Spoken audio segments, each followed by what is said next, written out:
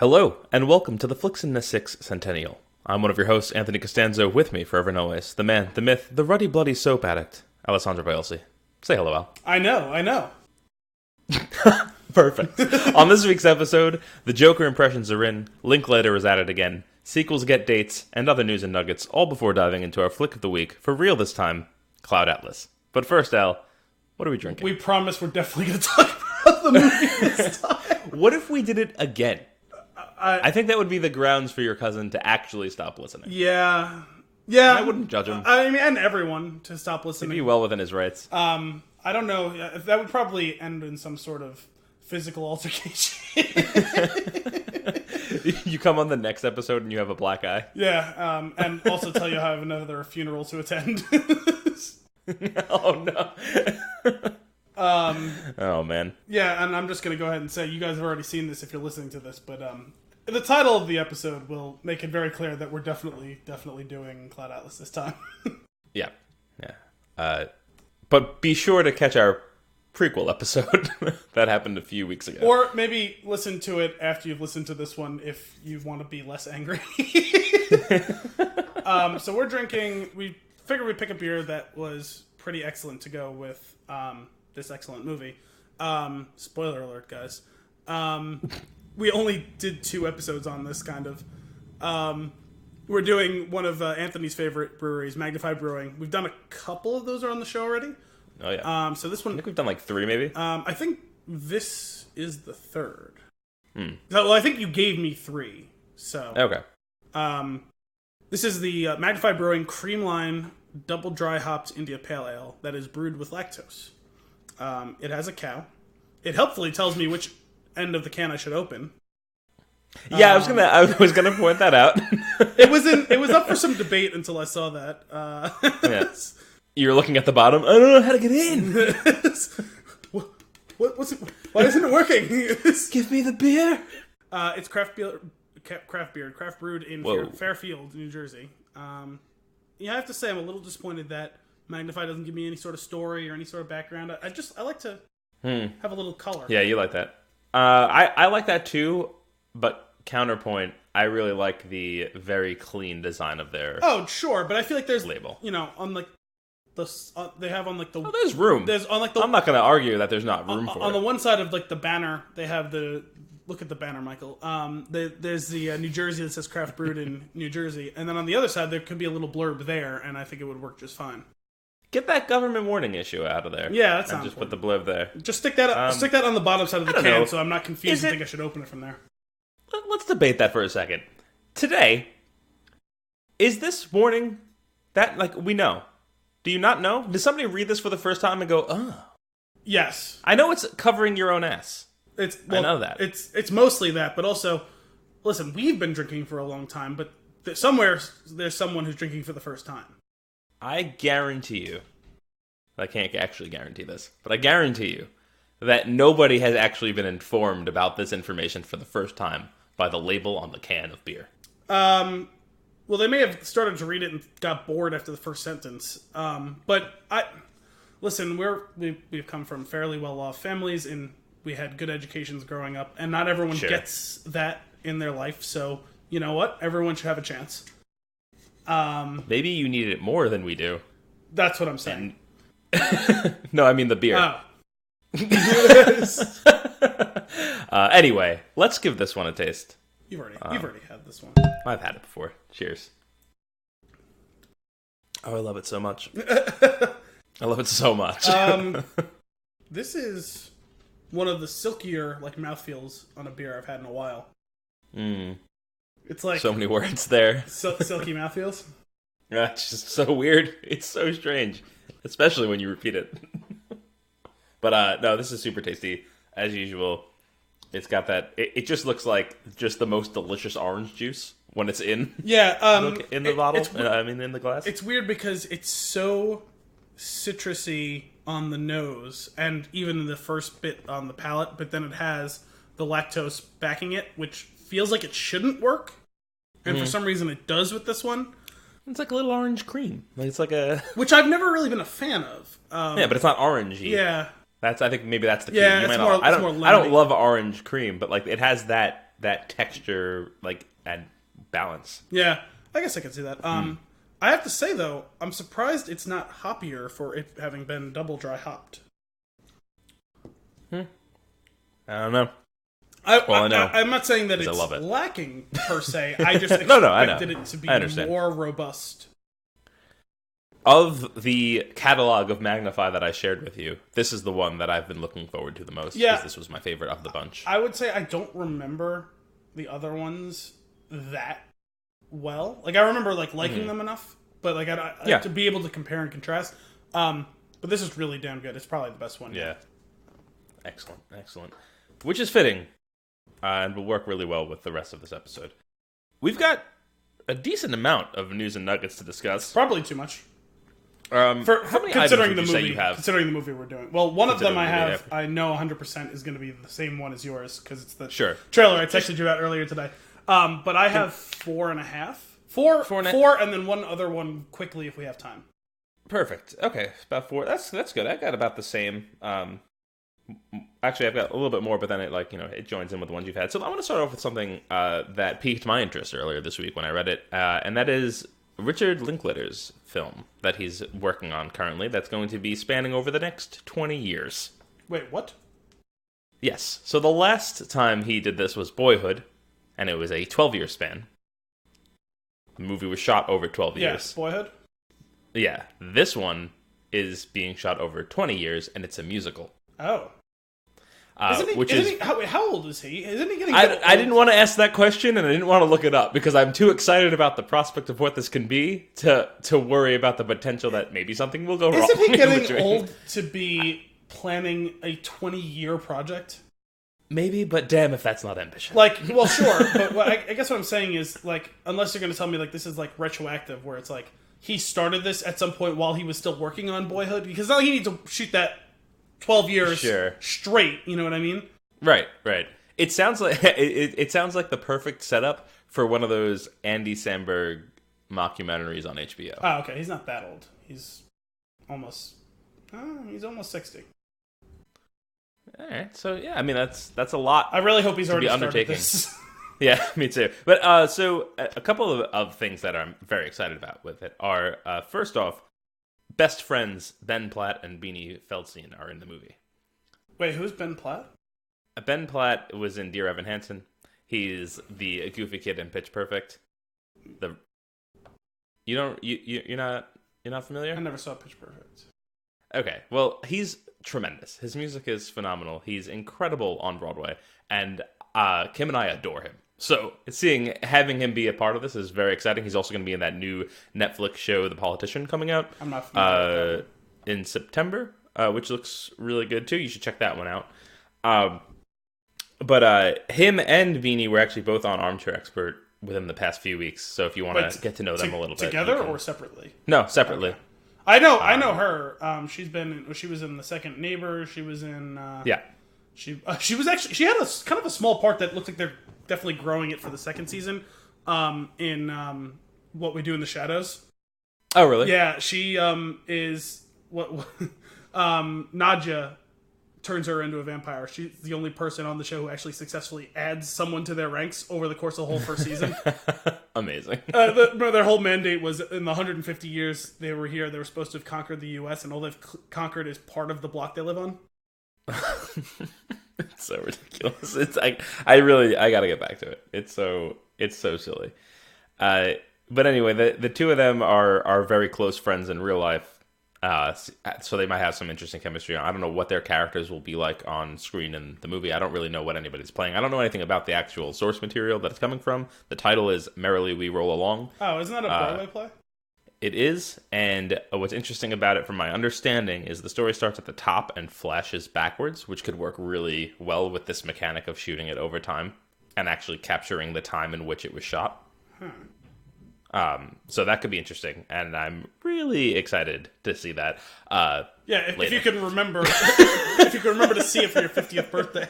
Yeah, exactly. Kim and I were talking about that too. We were just like, I'll be. Let's not think about that, and just hope the movie actually makes it. But I love a good musical. I love those people. I'm excited to see where this goes. I think it could be really good. We'll see hopefully we're still doing this. Now that's ambitious. Yeah. What episode number would that be? Well, considering we can't really do the math on it because somehow we've hit our 100th episode in like our 130th week, I don't know. It's like day math. What's that? That's like day math. Yeah. You were trying to do earlier. I don't even get me started. But, oh no, so 700. No, I think you have that backwards. Wait, no. Oh, man. No. Yeah, that's probably the right one, actually, yeah. Awesome. Well, anyway, that's something interesting to keep an eye on. News about it will probably be sparse for a very long time, but as little things trickle out, it could be interesting to hear like how production is going, where it's going. Maybe get familiar with the source material over the next 20 years. I've got the time. I'm going to totally forget about this until you remind me 20 years from now. Fair enough. So why don't you give me a news? Well, speaking about not knowing really what's going on and someone being cast in something, let's talk about the Lord of the Rings show from Amazon, which just announced today, or at least it was reported today, that Lord of the Rings series has cast Will Poulter as a lead role. Why does that name sound familiar? Because he's been in things you've seen. He is the classic. He's the kid from We Are the Millers. Perfect. As well as a bunch of other things. He was in that movie Midsommar that came out earlier this year, that horror movie that everyone was talking about. And he's been in a bunch of other things. Not the Hunger Games, the other knockoff of the Hunger Games. Divergent? What? Divergent? No, not that one. The Maze Runner? The Maze Runner? Maze Runner. Yeah. I liked the ones of those that I saw. They were great plane movies. Oh, okay. I've got an article on plane movies out there if you want to go see it on the spin. That's true, you did do that. It's got a slightly different movie rating scale. This is it's just a +2. This is from the Hollywood Reporter. I'm just going to read the blurb about this that's the most important. Okay. Will Poulter will star in the show based on J.R.R. Tolkien's iconic fantasy novels. Details of his role are being kept under wraps. He will join Australian actress Markella Kavanagh, who was the first person to be cast in the project. Amazon thus far has declined comment. And then there's just something about what we discussed in the past. Showrunners J.D. Payne and Patrick McKay are adapting the story. Jay Bayona, who directed the Jurassic World: Fallen Kingdom, is set to direct the first 2 episodes and will executive produce, along with his producing partner, Balin Atienza. Writers Jennifer Hutchinson from Breaking Bad, Jason Cahill from The Sopranos, and Justin Doble from Stranger Things are also executive producers, as are Lindsay Weber, Bruce Richmond, Gene Kelly, and former Amazon head of genre, Sharon Talugado. So, a lot of information, just a lot of names. Yeah, I thought Brian Cogman was working on this too, or is he working on The Mandalorian? I have a lot of different prestige shows popped up in my head. There's so much happening right now. Brian Cogman. So much related to things that we love. Yeah. I thought this was an interesting. That's the first. I mean, the other person who was mentioned, I think she's relatively no-named. Was it Markella Kavanagh? I don't think that it was reported that she was going to be a lead actress, just that she was the first person who was actually cast with a named role. But gotcha. It was reported that Poulter is, I don't know if he's the lead, but he is a lead in the show. Cool. He is British in real life, so. He was the person that was up for it and eventually went separate ways, correct? For it? Yeah. I don't think so, is he? I vaguely remember. There was a bunch of people who were at first, right? But I didn't think it was him. I believe he was one of them. Huh. Anyway, that was if it's the person that I'm thinking about, he was like, there was something, the darkness of the character was like concerning and wasn't yeah, it is. I'm pretty sure it was him. He was also in The Revenant, wasn't he? I think he could have pulled it off. He was in what? Wasn't he in The Revenant? Wasn't he part of the whole group of guys? I think he had I don't want to remember that movie. I think he had a bad mustache. Is that movies that are in a time frame similar to that can be described as bad mustache movies? Yeah, no, but it's just like, I don't know if no mustache would work for him, but that mustache didn't work for him. Sure. Yeah. Or at least it was not distracting a face built for facial hair. No. Yeah, that's fair. You had mentioned in that list of names, there was something Breaking Bad related, which I'm going to use to talk about the next story, and that is the release date of the Breaking Bad movie coming to Netflix. Yeah, did we forget to talk about that last week? Yeah. Okay, because I kind of forgot most of that episode, minus some messages that came into me from people who listened to that episode. Yeah. But I realized, I think I remember having that as a note on my phone, and I didn't transfer it over to the actual show notes. And then, like, 15 minutes after we finished recording, I was like, fuck, I completely forgot that very large bit of news that I wanted to discuss. Right. Oh, well, so we'll hear now. And you know what? There'll always be another episode, Al. I mean, I sure hope so. Another episode. Breaking Bad will be releasing October 11th. Yes, on Netflix, right? On Netflix. Yep.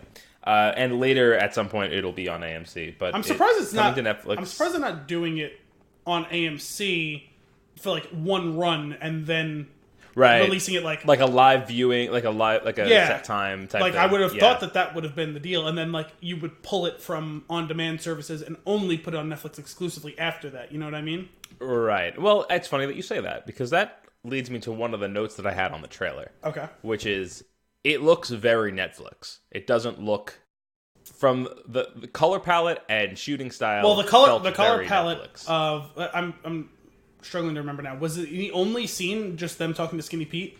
Yes. Because that 100% looked Netflix and not AMC Breaking Bad. Which concerned me.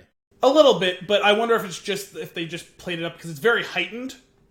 So I'm wondering if that was just something that they played up for that specific thing. Like it's entirely possible that that's not even going to be in the movie. You know what I mean? Sure. Or it could be the very it could just first be like a nice, scene. like a tease of what's happening, of like the tone piece or whatever. Yeah. Or it could be like the very first scene, and then they scrap that for whatever's going forward. Or they could like mat it out more for what comes like on screen when we watch it, because that doesn't fit. Like AMC has like a house style that all of their shows mostly adhere to, with the exception of maybe I haven't seen any of the second season yet, but I don't think The Terror quite looked like any of the other AMC shows. But I've noticed between Walking Dead and Breaking Bad and *Halt and Catch Fire* and the little bits of Humans that I've seen and a few other things that, yes, they all have that very similar cinematography. So, right, but if you combine that with what we know about it coming to Netflix first, that's why I find that to be a little bit more interesting than just a throwaway. Like I could just go like, oh yeah, whatever. You know what it reminds me of is, you remember like when we were younger, when they would adapt like a cartoon show to a cartoon movie that had a theatrical release. Like I specifically remember like watching like the Rugrats and then watching the Rugrats movie, and the colors are wrong because they put like a huge budget into it because it's a 2-hour movie instead of 30 episodes of a show, and it looks wrong. It's disorienting. Yeah. Well, that just shows that how early on you were critiquing TV and movies. I just remember sitting down in the movie. I'm like, this isn't right. You sit down in the movie, you're like 6, and the Rugrats come on, and you're like, this is horseshit. Yeah. And you just that was basically what it was. I was like, this isn't right. I don't know what you're trying to pull. Well, think here. about it. If if you're that Rugrats. age and you watch the show like every day as like a little kid who's in like preschool, kindergarten, and it's like, oh, like I've watched 100 episodes of this show, and each of those like 3 or 4 times, and they all look exactly the same, and now this thing doesn't look like those things. Something is wrong, damn it. Something's not right. I saw a Rugrats play, and it was pretty entertaining. Didn't they do a Reptar on Ice? I don't know if it was Reptar on Ice. I don't know what it was. Yes, I said they had like giant costumes though. They were like oversized paper mache is what it was. I don't like that. That sounds creepy. You know what reminds me of is now it would probably be creepy. As a kid, it was like, oh my god, they came to life. You know what it reminds me of is, you must have seen, right, that the Shia LaBeouf video, the movie, or not movie, the video with the orchestra and the chorus when they sing the one about serial killer Shia LaBeouf. Yeah, it's a comedian, I can't remember his name, like did it. One of the greatest. Your brother showed one it of the me. Greatest videos of all time. Yeah, I figured you must have seen it because you know us. And we had the pleasure of introducing Gianna's boyfriend Kevin to the video for the first time. Excellent. I love that so much. Isn't that fun? I love when you have just like a back pocket thing that you love so much, and you're seeing somebody for the first time that hasn't seen it, and you're just like, allow me to open your world. Yeah, that was very meta, because that was the whole point of this episode, in which I introduced you to Cloud Atlas. All right. I see it. But see what I did there? Yeah, I did. But yeah, no, that's one of the purest joys you will find in like 2.5 to 3 minutes of a video. Like that, I love that video so much. But there's the whole sequence with the 2 or 3 dancers dancing around with the huge paper mache Shia LaBeouf heads on. And that you talking about that Yep. show reminds me of this. No, I can see that. Especially when you're talking about like a Tommy head, which is already misshapen and has like 3 hairs. Yeah. It's weird. It's weird. Now thinking about it, it's terrifying. But circling back to Breaking Bad. So Man, what we know about that was a wild it, tangent. it's taking place 16 years after the close of the series. Oh, did they say that? Yes. Oh, I actually It's didn't get that. Focused on this is just from an I was reading all sorts of stuff I could find on it. I have been curious, but I focused- didn't realize that they had confirmed that, and I'm especially surprised that it's that long after. I wouldn't have been surprised too. if it was like maybe 5 or 6 years or something like that. I'm definitely so. I only got that from one source, so you can't obviously I can't corroborate it with something else. And based on everything else that I've found on the internet today, it could have been a typo. Okay. Because I was telling Al earlier when we get into quizzes later, some of the questions and answers of the quiz are spelled completely wrong, and I will point those out as they come up. But anyway, maybe it's 6 years. You know, slipped and hit the one. It's No, entirely but anyway, possible. what I read was 16 years. Focused on Jesse Pinkman, living / trying to live, like what it means for him to live in this like post Breaking Bad world, and like be having some sort of life and figuring that out could be interesting. What I'm interested about is like what Breaking Bad has always done well is like sit and stew for a while in like the psychology of it, right? Of like what this person could be feeling or thinking or how they could possibly experience anything normal, and this person can't, right? There's nothing remotely normal about Jesse Pinkman's life going forward, nor has there been for the past however many years. I don't know how long the show took place over. Or basically since he was like probably 12. So it's like, yeah, I'm just saying, like, it's like wild because the character is broken on so many levels, and trying to integrate somehow in some way with the rest of the world could be a really interesting movie. It would be a very dark and long show, which I think is probably why it's a movie. Remember, I was as skeptical as anyone that Better Call Saul would work, and boy does it ever. So I'm inclined to let Gilligan and I always forget the other guy's name. I feel bad because he's nearly as important. Right. Peter Gold. Yeah. I will trust them as long as they're associated with the making of whatever properties in this universe. For sure. I assume there's a certain baseline of quality that will follow. So, yeah, that was another one of my interests was like, how involved were they in the decision of making this? Or was this an ownership of the property that led to it being made and they just have something to do with it? Do you know that information?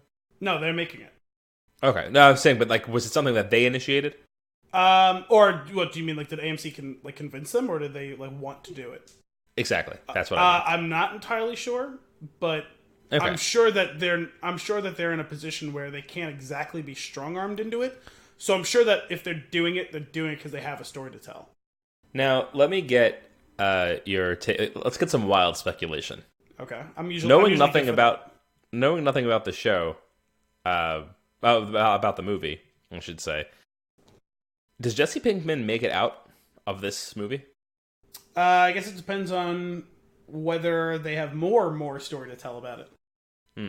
If they don't, if this is a one-off singular story about the remaining story of Jesse Pinkman, then I would say think... not necessarily. I'd basically put it at 50-50. Okay. I guess it depends on what does he feel like he needs to do in order to be able to live with himself. Because there's him driving away and like yelling, screaming, laughing, crying is just pure catharsis. Like now, finally, I can truly escape everything about everything I've been a part of. Like I'm not beholden to anyone or anything. Like basically, if I can make it to the border or whatever, like I'm free and clear, and whatever comes next will be the first time I've made actual choices in my life in years. Right. And whether that's a good or a bad thing, I don't know. But the point is, it's giving agency back to him in a way that he hasn't had since he decided to join up with Heisenberg. Which makes me like it could be very interesting. Bracing my Breaking Bad, obviously not a feel good show. It's dark, and I don't expect this to end any less dark than the series did. No, but dark can mean a lot of different things. So if there's a specific way that he feels like he can quote unquote atone for what he's done, because as much as at the end of it all he's as much a victim as anyone, Sure. though very much a perpetrator of some of the bad things that gone on. I mean, he outright murdered a couple of people over the course of the show, and you can say whether or not he was quote unquote forced to do it or not. He still made those choices. Yeah. So, but in the end, he was manipulated. It's like Darth Vader. Like Darth Vader is a villain, but ultimately he was manipulated by someone above him, right? Right. And in the same way, he is the Vader to Walter White's Palpatine. And just in the same way as Vader, frees himself from the shackles of that relationship, he has to choose what he's going to do. And in this case, his choice resulted in him dying about 30 minutes later. But he died, quote unquote, atoning. And you can say whether or not the ledger makes him free and clear, if he's back in the black or not. I'm not here to argue that, but just the point is, sure. He did his best with the time that he had left to him, right? And so it seems like Jesse has quite a bit more time available to him to try and right those wrongs. So I'm curious to see if that, you're right, if that ends with his final bit of atonement being, I've done the best good that I can do, but it doesn't mean I get to live a happy ending. But it's possible that it does, or as happy of an ending as it's possible for him to have. Does this movie have any chance of tying in with black and white scenes of Better Call Saul? I'm sure it could, but I'd be afraid of them trying. I would be concerned. Be forced? That it would be too fan servicey to do that. That's fair. But I wouldn't rule it out. Like I said, if anyone could figure out how to do it right, it would be them. Oh yeah, it's them.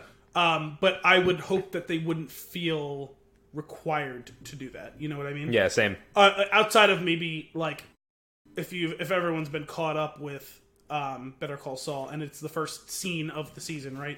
Him ending up in the hospital or whatever, in the future thing. If something happened where it's revealed who he is, if maybe he has in the news in the background some press conference about Saul Goodman being located finally, that would be about the only way that I would really, really want that to be handled. But yeah, that could be interesting. I suppose it's, or like, because it's just a nod, then, you know what I mean? Like, or even maybe he's starting to come. Maybe this movie's a roller coaster, and he's starting to get settled. Seeing something like that just kind of blows up what he's built in the past, however long. Or even if it's just a one final, like if he finally feels like he's fully, truly left it all behind, and like it ends with him sitting down and turning on the TV, and the final scene is him seeing that on the news, and a look on his face where he'll never really leave it behind. Right. Oh, that could. Yeah, that's a. Okay. See, I'm excited.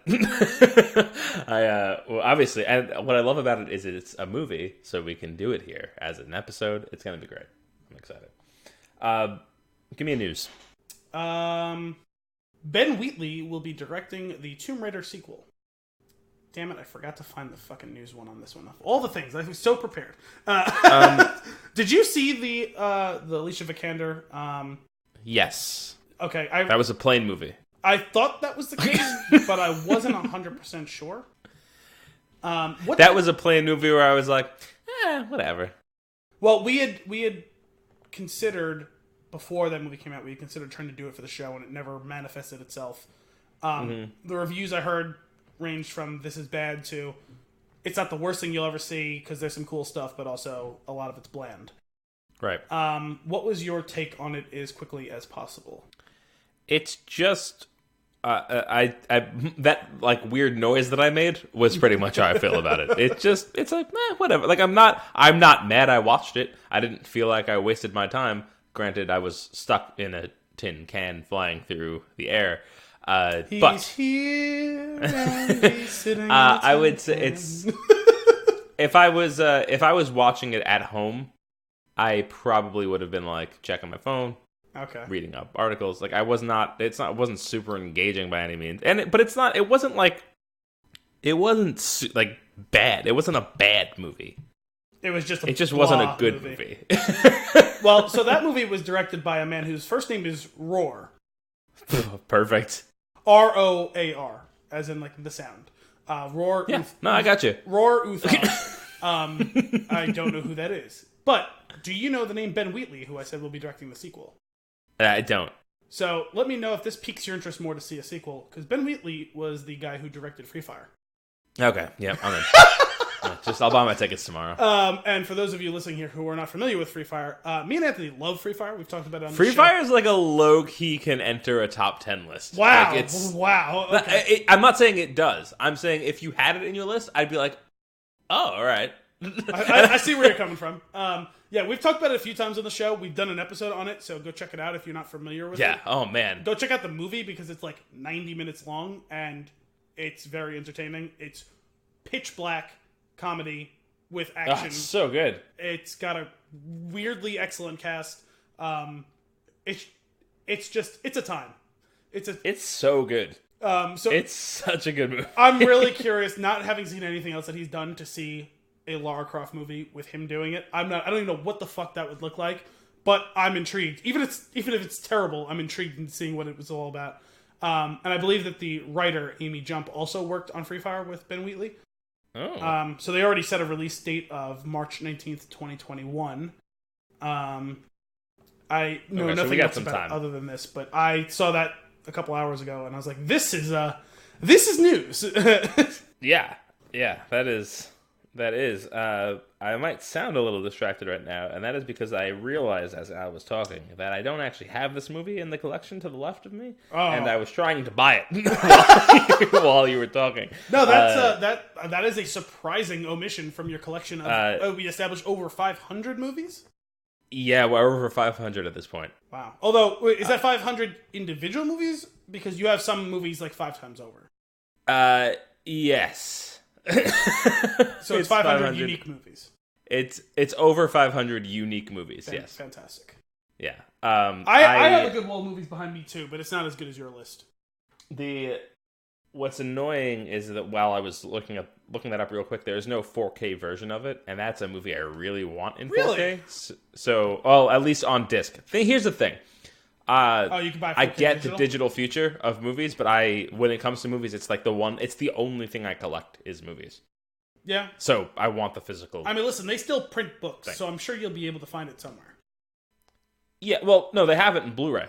Oh, but you want it doesn't have full I'd 4K. like the 4K version if one exists. I'm surprised, because it's not like they should have to really redo it. Like, the movie only came out a couple of years ago. Right, which is interesting. Now, granted, the Blu-ray is $9.99, and that is a travesty, because Detective Pikachu is $30. Jesus Christ. Yeah, so that's infuriating. Wow, I did not. That story took us on some twists and turns. I didn't know where we were going with it. I didn't think that I'd be excited about a Tomb Raider movie, but yeah, I could just see you. Why the fuck is he talking about a Tomb Raider sequel? I saw that movie. It was. I don't even remember I saw that movie. Wait, who's directing it? The games are fun. Or at least the last game I played was. The thing is, I actually liked the original Angelina Jolie Tomb Raider. That was fun to listen to. Can you say that again? Angelina Jolie Tomb Raider. It's not a good movie, but it is a fun movie. It's a cheesy, batshit insane movie. You know how I feel about fun movies. All for them. That's what I'm saying. I was talking about that with some people the other day about a Blade Trinity. It is a bad but fun movie. Yeah, that was a whole conversation we don't have time to get into. yeah, that's a. I need to rewatch Blade. That's another series I don't have. Oh my god! By the time we end this call, I'm going to be over 600 movies. Yeah.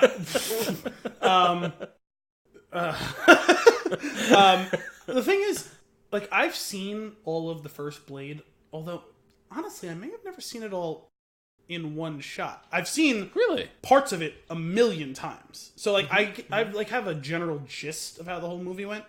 But Blade 2 is an excellent movie. It's not a bad fun movie. It's a good movie, especially for the time it came out and like what it was prior to superhero movies meaning something. Right. I think the first time I saw Blade was with Kelly and Tony. I'm assuming that one or two I saw with them for the first time as well. Most people's first time seeing Blade was with them. Yes. Is that weird? In the world, most people. Awesome. So the Joker is coming in hot with a 10 from IGN. What? I didn't actually read that review. I know Brian sent it to us. I stopped because I'm hesitant to read through the reviews of. I don't want any hint. If it's scoring that well, I don't want any other information. IGN does their spoiler free.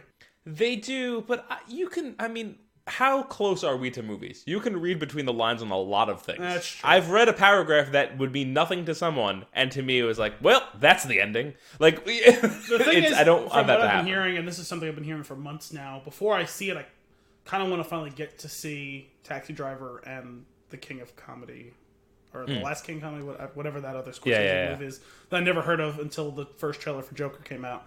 Gotcha. But, well, the thing is, I've seen very polarized response to this movie already. I can understand it, and it was the type of thing I had been wondering about for a while before I actually knew what the movie was about. And it does seem to be confirming both the best and the worst of everything I kind of anticipated about this movie. I'm a little concerned, and from what I'm reading about the concerns, it sounds justifiable. I'm also curious to see the movie. It's a complicated subject, Sure. if you know what I'm talking about. And for those of you who don't know what I'm talking about, the whole idea of it seems like they're going towards the way we had talked about. Right? Was that The Killing Joke? Was that the one? Where it's like the one bad day type of thing. It was a one shot, right? The Killing Joke, I believe, is the one where we actually have a history. Yeah, but that's what I'm saying. It was like a one shot like installment, wasn't it?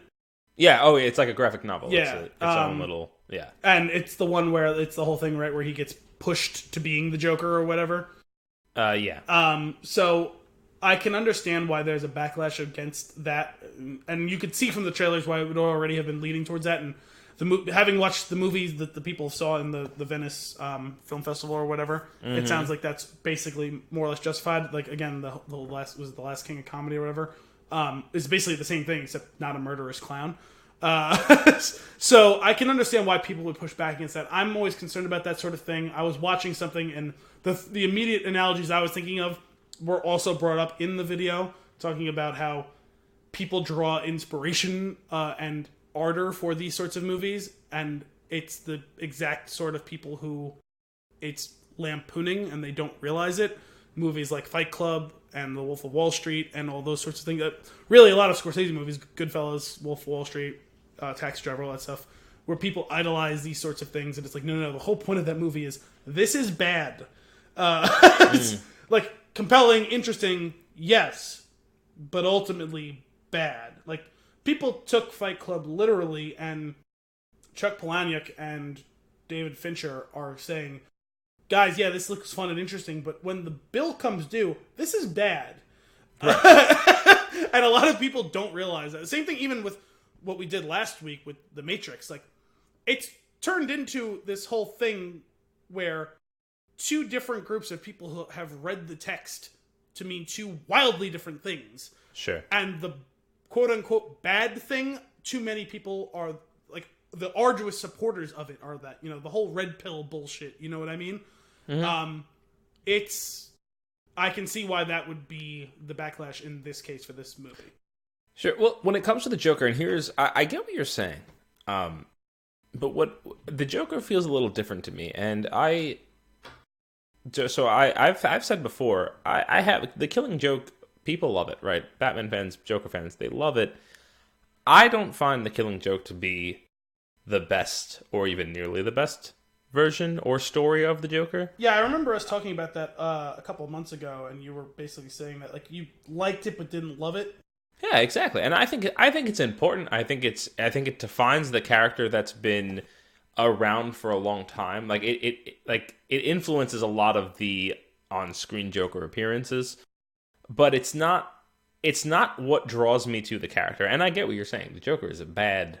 It's bad. But it is interesting, and in its comic book form or movie form, it's entertaining, and the mystique behind the character is always what I found to be so interesting. Anytime you've showed me where he's come from, it's less interesting than the mystery of like, why is this guy so crazy? Like, it's almost like he's a force that was created to balance out something else, which I find to be more interesting. And a lot of times it is. It takes incredible thought and planning and just flat out writing to make those sorts of characters interesting when you give them a backstory. And it's the type of thing I've butted heads with people about who had issues with the sequel trilogy of Star Wars so far. People being very angry about Snoke being killed off without a lot of backstory. And it's like, you do realize that ultimately the most interesting thing about him is that you don't know anything about him. And it's trying to catch lightning in a bottle twice to give him a compelling backstory in the way that they did with Palpatine. Because when you think about it, for 30 years, or 20 years, whatever, however long it was, the most interesting thing about Palpatine was that you didn't know how he it's just this evil force, this held guy sway that was over bad all this. and there. And it's one of the very few things that Lucas got right with the prequel trilogy. His backstory was compelling. Oh yeah, tremendous. That is a rarity in this business. It's very easy to make them less interesting by giving them an explanation, and it sounds like that was how you interpreted The Killing Joke. I never actually read the thing. I know the broad strokes of it, though. I looked into the background of it. The thing is, at the end of the day, you can critique the character, you can think about the character all day long. I don't. When you do something like that, you're trying to find an answer, but at the same time, I don't want the answer. Like that. That's what I find exciting about it. There's a reason a lot of prequels fail. It's why I just said a little while ago. Like I wasn't sure how Better Call Saul could be good, but they are some of the best writers in the business of the last 30 years. You know what I mean? Like, so they thought about it, they planned it, and they wrote compellingly the origins of Saul Goodman. In lesser hands, it would be utterly inane. And I wouldn't have watched past the first season probably. But in the hands of those two masters, it's the best show that's currently running on television probably. Yeah. I don't know. We'll see. I'm curious where the movie is. I'm based on the feedback. My anticipation level has risen. I'm actually very, very excited for it. I'm glad that I will be away when it comes out, and when I come back, it'll be there for me, and I can come and watch it, and I'll be really excited. Yeah, but that also means that you're gonna have to work doubly hard to avoid the spoilers. I probably won't really be on anything social media for that time period anyway. No, I mean the time you come back until you get to the movie theater. Oh, I mean, I'm thinking within the day after the day I land. Like it's just drive straight to the theater instead of just go to the theater. Instead of going home. Yeah. It's like, I mean, we're awake now, right? Like I don't know what time it's gonna be. I don't know how that works. That's gonna be so. I'm very excited, and I feel like I've got a tingle that there's going to be a long episode in our future about that, because I feel like we're going to probably dive into other aspects of the character and Batman and the histories and whatnot. But don't get me wrong. excited. Like, I'm interested to see the movie. I'm not saying that it can't be a good movie, but yeah, I can understand the larger conversation around whether or not this movie... Well, we had argued whether or not this movie needed to be made for entirely different reasons. And these reasons are a justifiable conversation to have about it. That's, I guess, what I'm getting at. Especially in the way that kind of society's been going the last couple of years. It's not like this is the end of the world. It sure shouldn't be.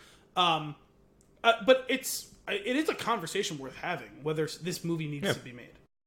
Yeah, and I think that conversation will be even more interesting after it's out. Sure. That being said, we can move on from the Joker for now, because we've got plenty to discuss. Sure. But why don't you give me a new? Okay, I have a new. In a interview that just came out today on Entertainment Weekly, we got a little another tidbit about what The Mandalorian is going to be all about. Namely, that The Mandalorian will be exploring the origins of the First Order. Really? Yes. The Mandalorian is going to fill in some of the backstory of a big mystery in the current Star Wars trilogy. The upcoming Disney Plus series is set to explore some of the early origins of the First Order, the dictatorship commanded by Supreme Leader Snoke that rose up to succeed the fallen galactic empire that was defeated in Return of the Jedi. This doesn't turn into a good guy universe just because you blew up 2 Death Stars. Mandalorian director Dave Filoni quipped. You get that the rebels won and they're trying to establish a republic, but there's no way that could have set in for everybody all at once. You have, in a Western, which this show has been described as, where you're out on the frontier and there may be there might be Washington, and you might have some marshals, but sometimes you have to have good luck in finding one. Also, what could happen in the 30 years between celebrating the defeat of the Empire and then the rise of the First Order? Tease showrunner Jon Favreau. You come in on episode 7, the First Order are not just starting out. They're already pretty far along. They're pretty well equipped, Dave Filoni added. So somehow, things weren't necessarily managed as well as they could have been if the galaxy ended up in hot water again like that.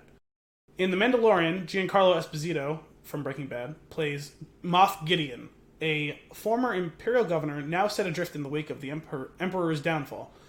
So one possibility could be that Gideon seeks to reunite the scattered, broken factions, but that's just our speculation. There has been an explanation of the rise of the First Order in the expanded universe. The books Star Wars Aftermath by Chuck Wendig and Star Wars Bloodline by Claudia Gray told of how Imperial remnants fled to the Outer Rim, waged a cold war against the New Republic, and solidified into the First Order 6 years before the events in The Force Awakens. The Mandalorian plans to use elements from across the Skywalker Saga films, the Clone Wars, and other animated series in the extended universe in its storytelling. I'm excited. Me too. This makes sense to me, especially since they said this is going to take place a couple of years. I think it was 6 years after the events of Return of the Jedi.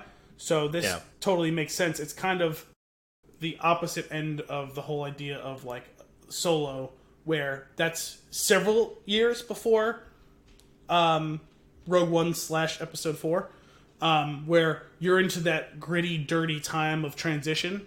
Mm-hmm. And this is, again, tackling transition, but now of the other side of things are trying to swing back to balance in the good sense, and things maybe don't work out as well as you might have thought.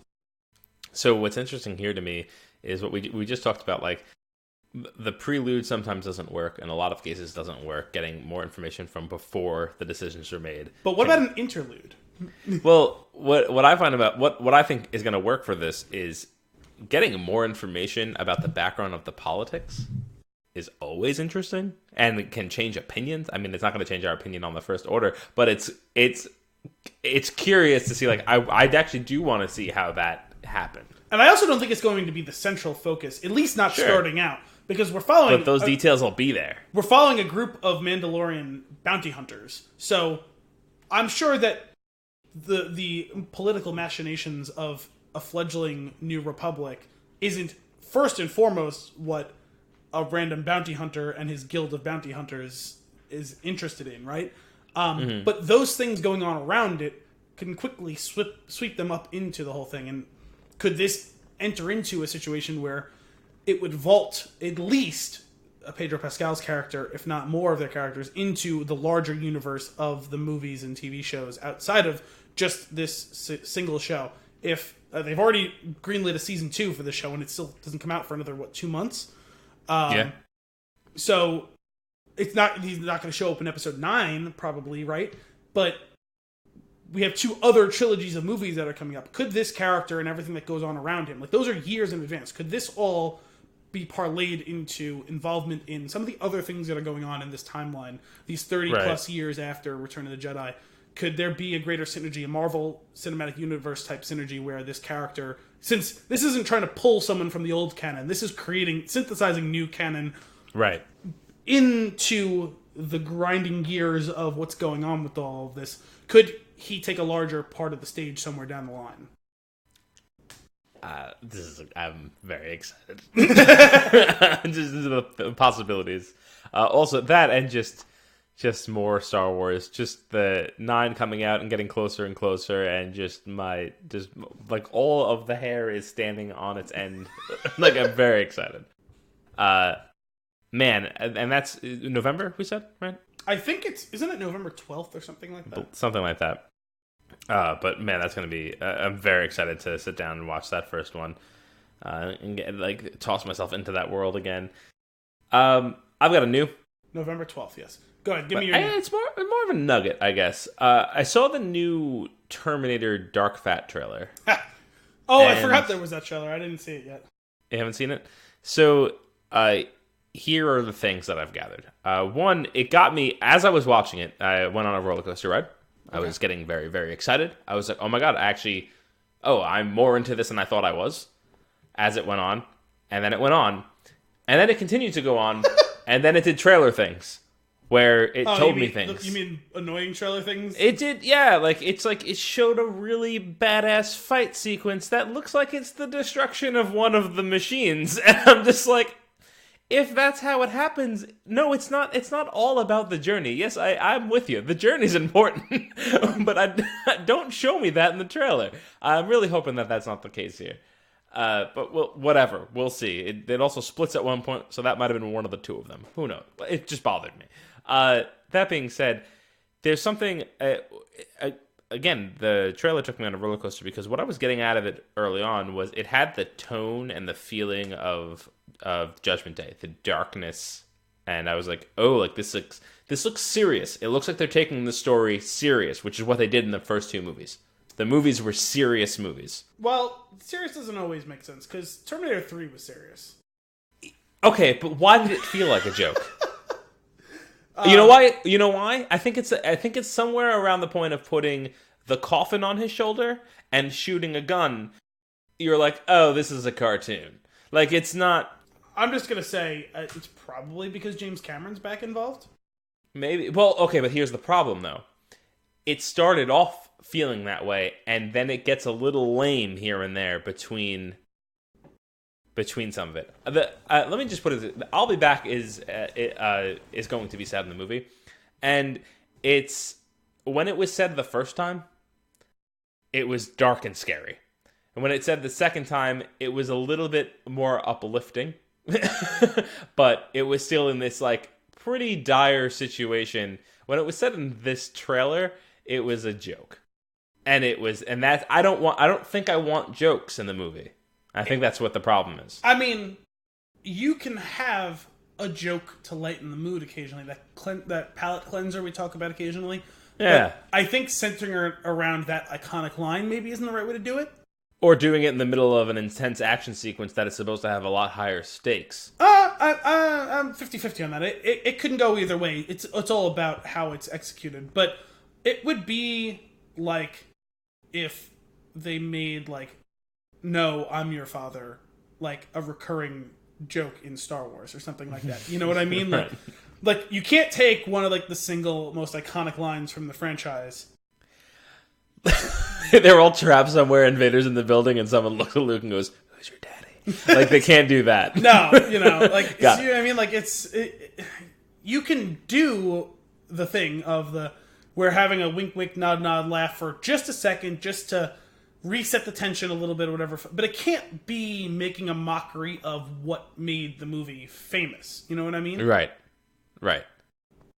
Unless you're doing like a 21 Jump Street type of send up of the material. In the trailer, Terminator is not going to work with that. No, it's poorly in the trailer. It's poorly timed and poorly executed, and I'm hoping that maybe I'll get a little bit something better out of it when it's in context. As we've discussed, trailers are an art form, and too many people get it wrong. Sure. And there's different ways to get it right, and there's different ways to get it wrong, and there's different ways to do it as art. Because some of the artful trailers are hiding a terrible movie, and some of them are hiding from you what will be so awesome about a movie. Right. For sure. And bad trailers, whether the movie is good or bad, are ones that give you too much information or strike the wrong tone, right? Yeah. And it sounds like that's what they're doing here, is they're striking the wrong tone. And also possibly giving you too much. Maybe. And I can also appreciate that I know what a trailer is, and I know that I'm seeing the scenes out of context, and it could be like what you're saying. It could just be a shitty trailer. Like I kind of just miss the days of In a World. Like I just want that back because like people said, like The Phantom Menace is one of the all-time trailers. Yeah, it is in the pantheon of greatest trailers of all time, and it's hiding a bad movie. Yeah. We'll see when this comes out. I guess the things that bothered me a little bit were the fact that it felt jokey. That was one of the lines that did it. There are a couple of things here and there also felt a little bit jokey in there. And what I want out of the movie is, if you're going to do this, if you're going to be like, no, this comes after 2, this is the third entry, you do need to follow the tone of those previous movies. Yeah. You need to make it feel like it's part of that original series. And I'm not fully I'm getting that in some situations from the trailer, but I'm not getting it the whole way through. And the problem is, if you're going to do it, you have to do it 100%. Like you have to You Yeah. have to go all in on that for it to work, and I don't know that they are. One of the things that I do find interesting about it is we have this new character who is enhanced, an enhanced human. Enhance. Which is cool in that it can also mess with your like so like if you're a human that's enhanced to be like a machine, or you're a machine enhanced to be like a human, does that blur the line? Where does the line get drawn? It's interesting. We'll get into some of that with the clone talk later on in Cloud Atlas, but I'm just curious how what they're gonna do with that information. Like, is she actually going to be a human that is enhanced, or is she a cyborg that is so realistic and so self-aware that thinks she's human? I'd be concerned if it was that one, because they've already done that one with Sam Worthington. So would I. That's why I'm concerned, because then you're just doing things over again, which is possible. Although technically they did the other thing already too in Terminator Genesis. John Connor, yeah, that's true, I guess, was human enhanced by the nanotechnology of the machines by the end of or middle of Genesis, whatever. I think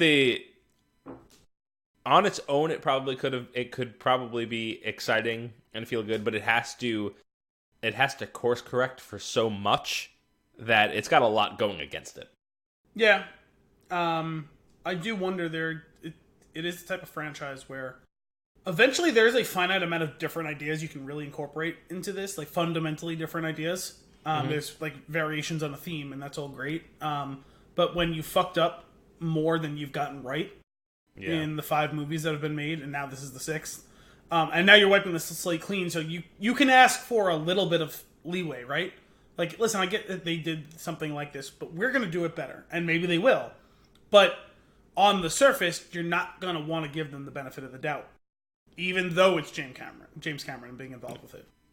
Yeah, Jimmy Cams. Yeah. No, I turned him into James Cameron.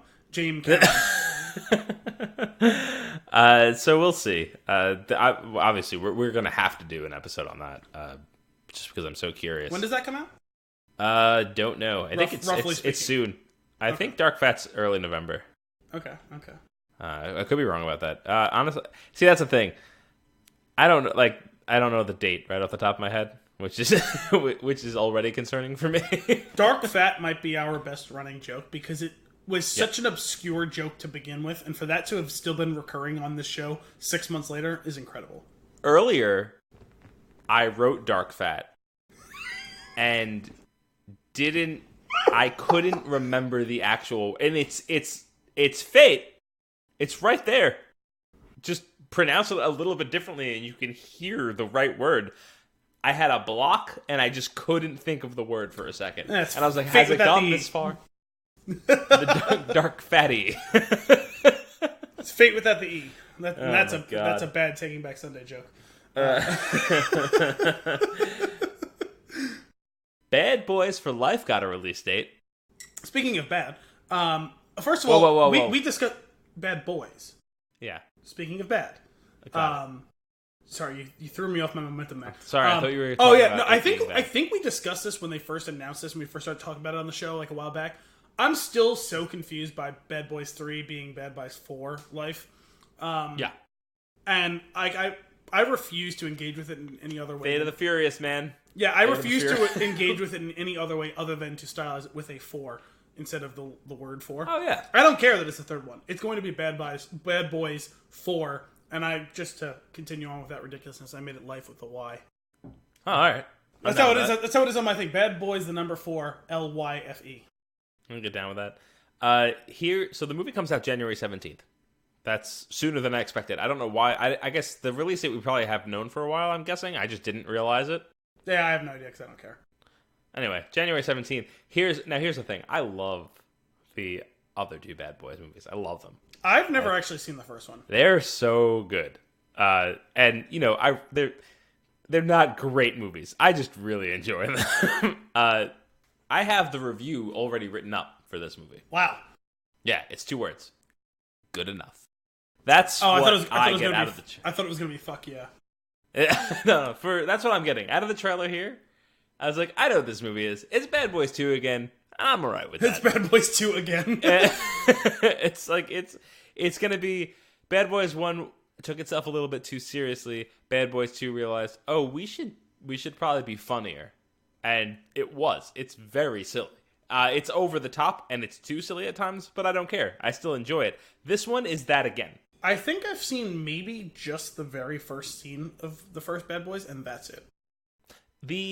And then I've definitely never seen all of Bad Boys 2, but I've seen a lot of it multiple times in different, like snippets. Their interactions with the captain are fantastic. I'm really surprised that he came back. I'm so glad he came back.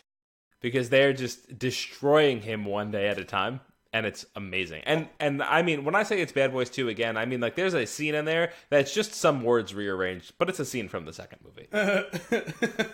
Side note, we didn't discuss this last week, but is Joe Pantoliano going to come back for Matrix 4? How? I don't know. Trinity and Neo are back. That's a good point. You make good points. Joe Pantoliano's been a recurring... partner for them. He was in Sense8 as well with the Wachowskis. So, I hope so. Only in that I think he's fantastic, and I would like to see him in more things.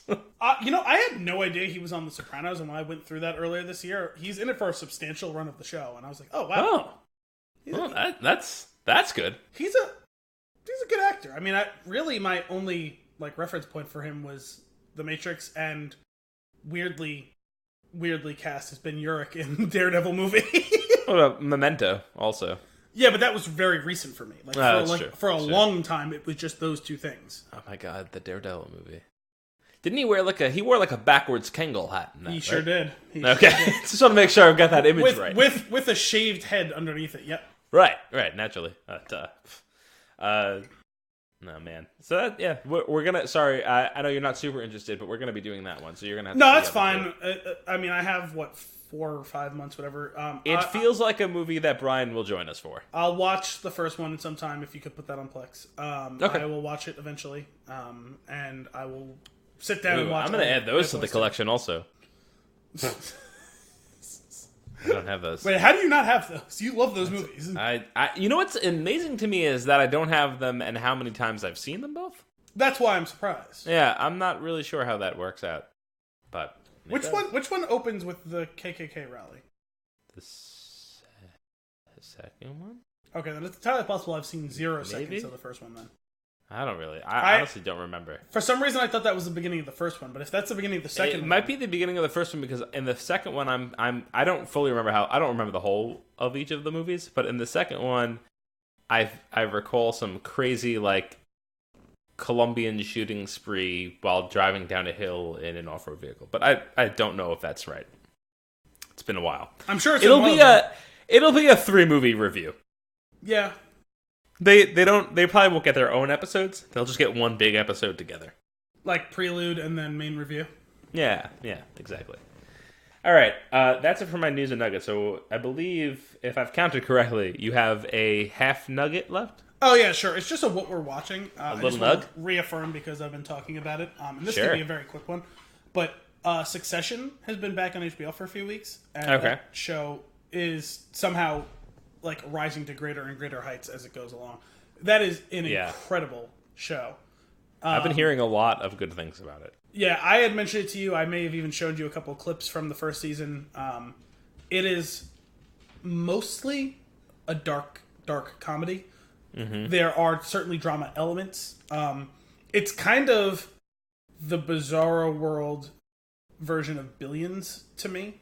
Okay. Because I feel a lot of the same ways in how they again, it's the like I've said earlier, people fall for the allure of things like Wolf of Wall Street and Fight Club or whatever, and it's you're supposed to see these people living to excess, and the same thing with Billions, but you're not supposed to aspire to them, right? And this does a better job. Billions a lot of times walks the line more closely to Wolf of Wall Street, whereas Succession jumps off the deep end of where something like Goodfellas goes, where it's if you fuck it up and somehow manage to think that this is a good thing, you're a psycho. Right. You know what I mean? It makes it very clear these people all hate themselves, even while they're like doing like rails of cocaine in the nicest penthouse with like beautiful women around them. You know what I mean? Like it's like no. If things just were 1% worse in their life right now, they might jump off the roof. But it's like the cast is great. The writing is really strong. It's not nearly as cheesy as Billions is, and when I say Billions is cheesy, I mean it in the best possible way, because it knows it's cheesy and leans into it. This is a serious show. It's, I guess, probably the best comparison to something that you've seen is, in a lot of ways, it reminds me of The Death of Stalin. That's right. I think you've mentioned that. Like, where that it's comparison. Where it's like pitch black comedy. And it probably walks back a little bit from how dark that is, because there's a lot less murder in this. Which is to say that technically none at all. Though I wouldn't be surprised if eventually it goes to that point. Right. But it's dark, but also hysterical, and it's very, very, very well acted and well written. I'll have to check it out. That's a continuation of what you're watching. I think I've mentioned before that I'm finally watching The Office. I've got 2 seasons left, or a season and 3/4 left. Oh wow, you really went to work on that. It's there's a lot. Wait, you chose that over Scrubs? We were watching it around the same time. I think we had started The Office before, and we kept going back and forth. Scrubs is I'll be enjoying Scrubs more. So the thing so far, here's my on The Office. I do think it's worth the watch. I do think it's very funny, and there are definitely some jokes that I get now having watched it, and like things that have happened and things that people said. I think it's really silly and really funny. I do not think it's the cultural phenomenon people would have you believe it is. But that's just me.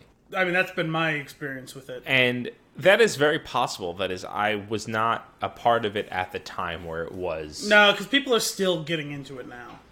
Yeah, I don't know. It's good.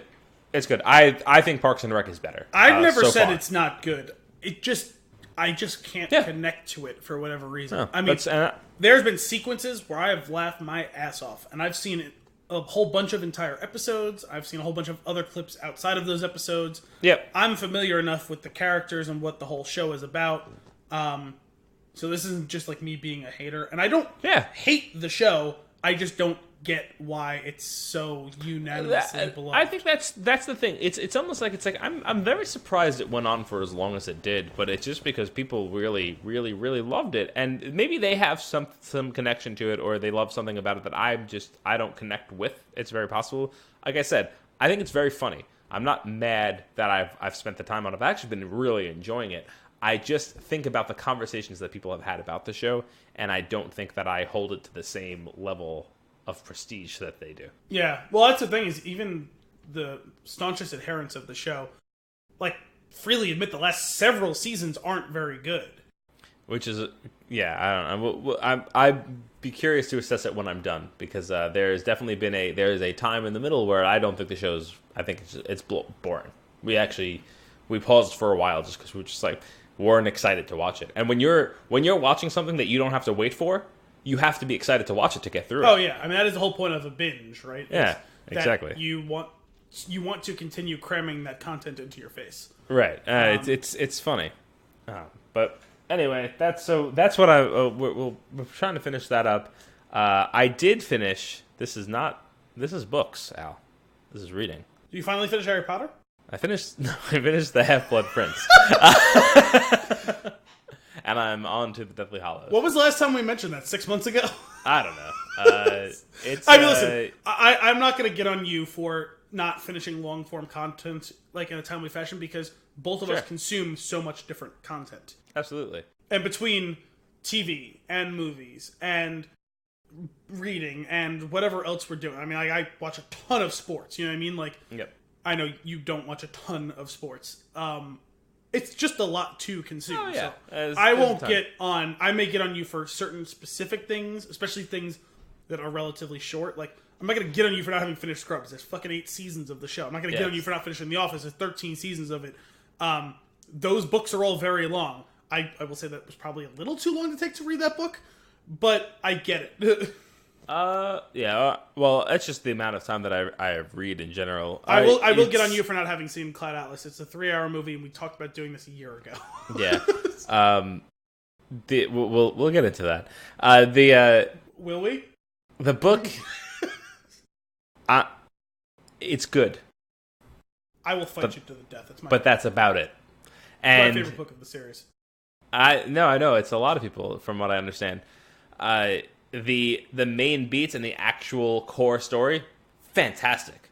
The book, not super thrilled with the length of time it gets to things that it takes to get through things, and the amount of time we spend in unnecessary spaces. Despite how long the book is, I didn't feel like it suffered some of the bloat that some of the other books did. Oh my god, 5 is 7. Horrible.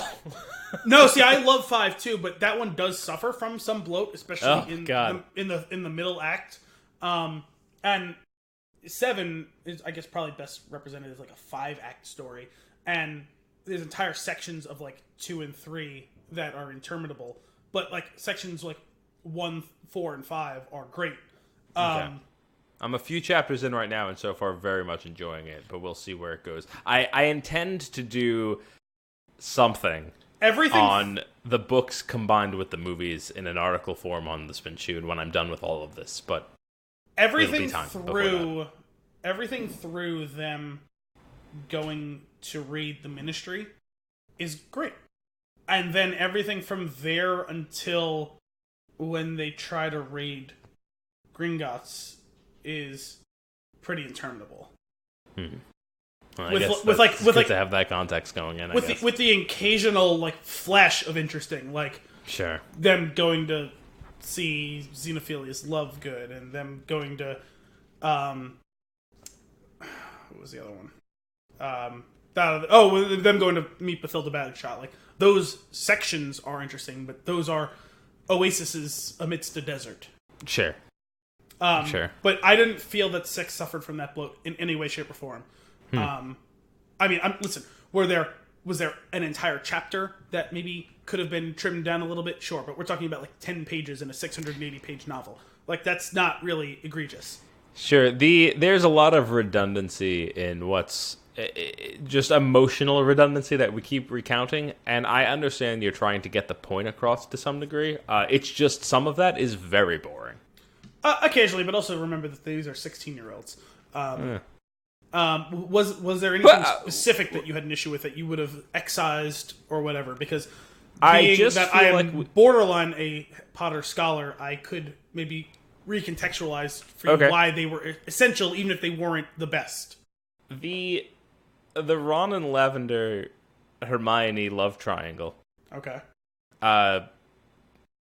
It's the same thing over and over again. They could have tightened that. It needs to be tightened. It's almost as if they copy and pasted like paragraphs. They could have tightened it, but the thing is, they don't devote like chapters to it. Like it's just kind of consistently on in the background. It's more like a bee buzzing in your ear. So it wasn't offensive. Yeah, a really annoying one. Sure. It wasn't offensive to me because it's not like they like dropped everything to focus on it ever. You know what I mean? Up until like the climax of it when he gets poisoned. What about so Harry's obsession with Malfoy? That is something that they probably they could have trimmed that even more substantially, because that is actually one of the main focuses.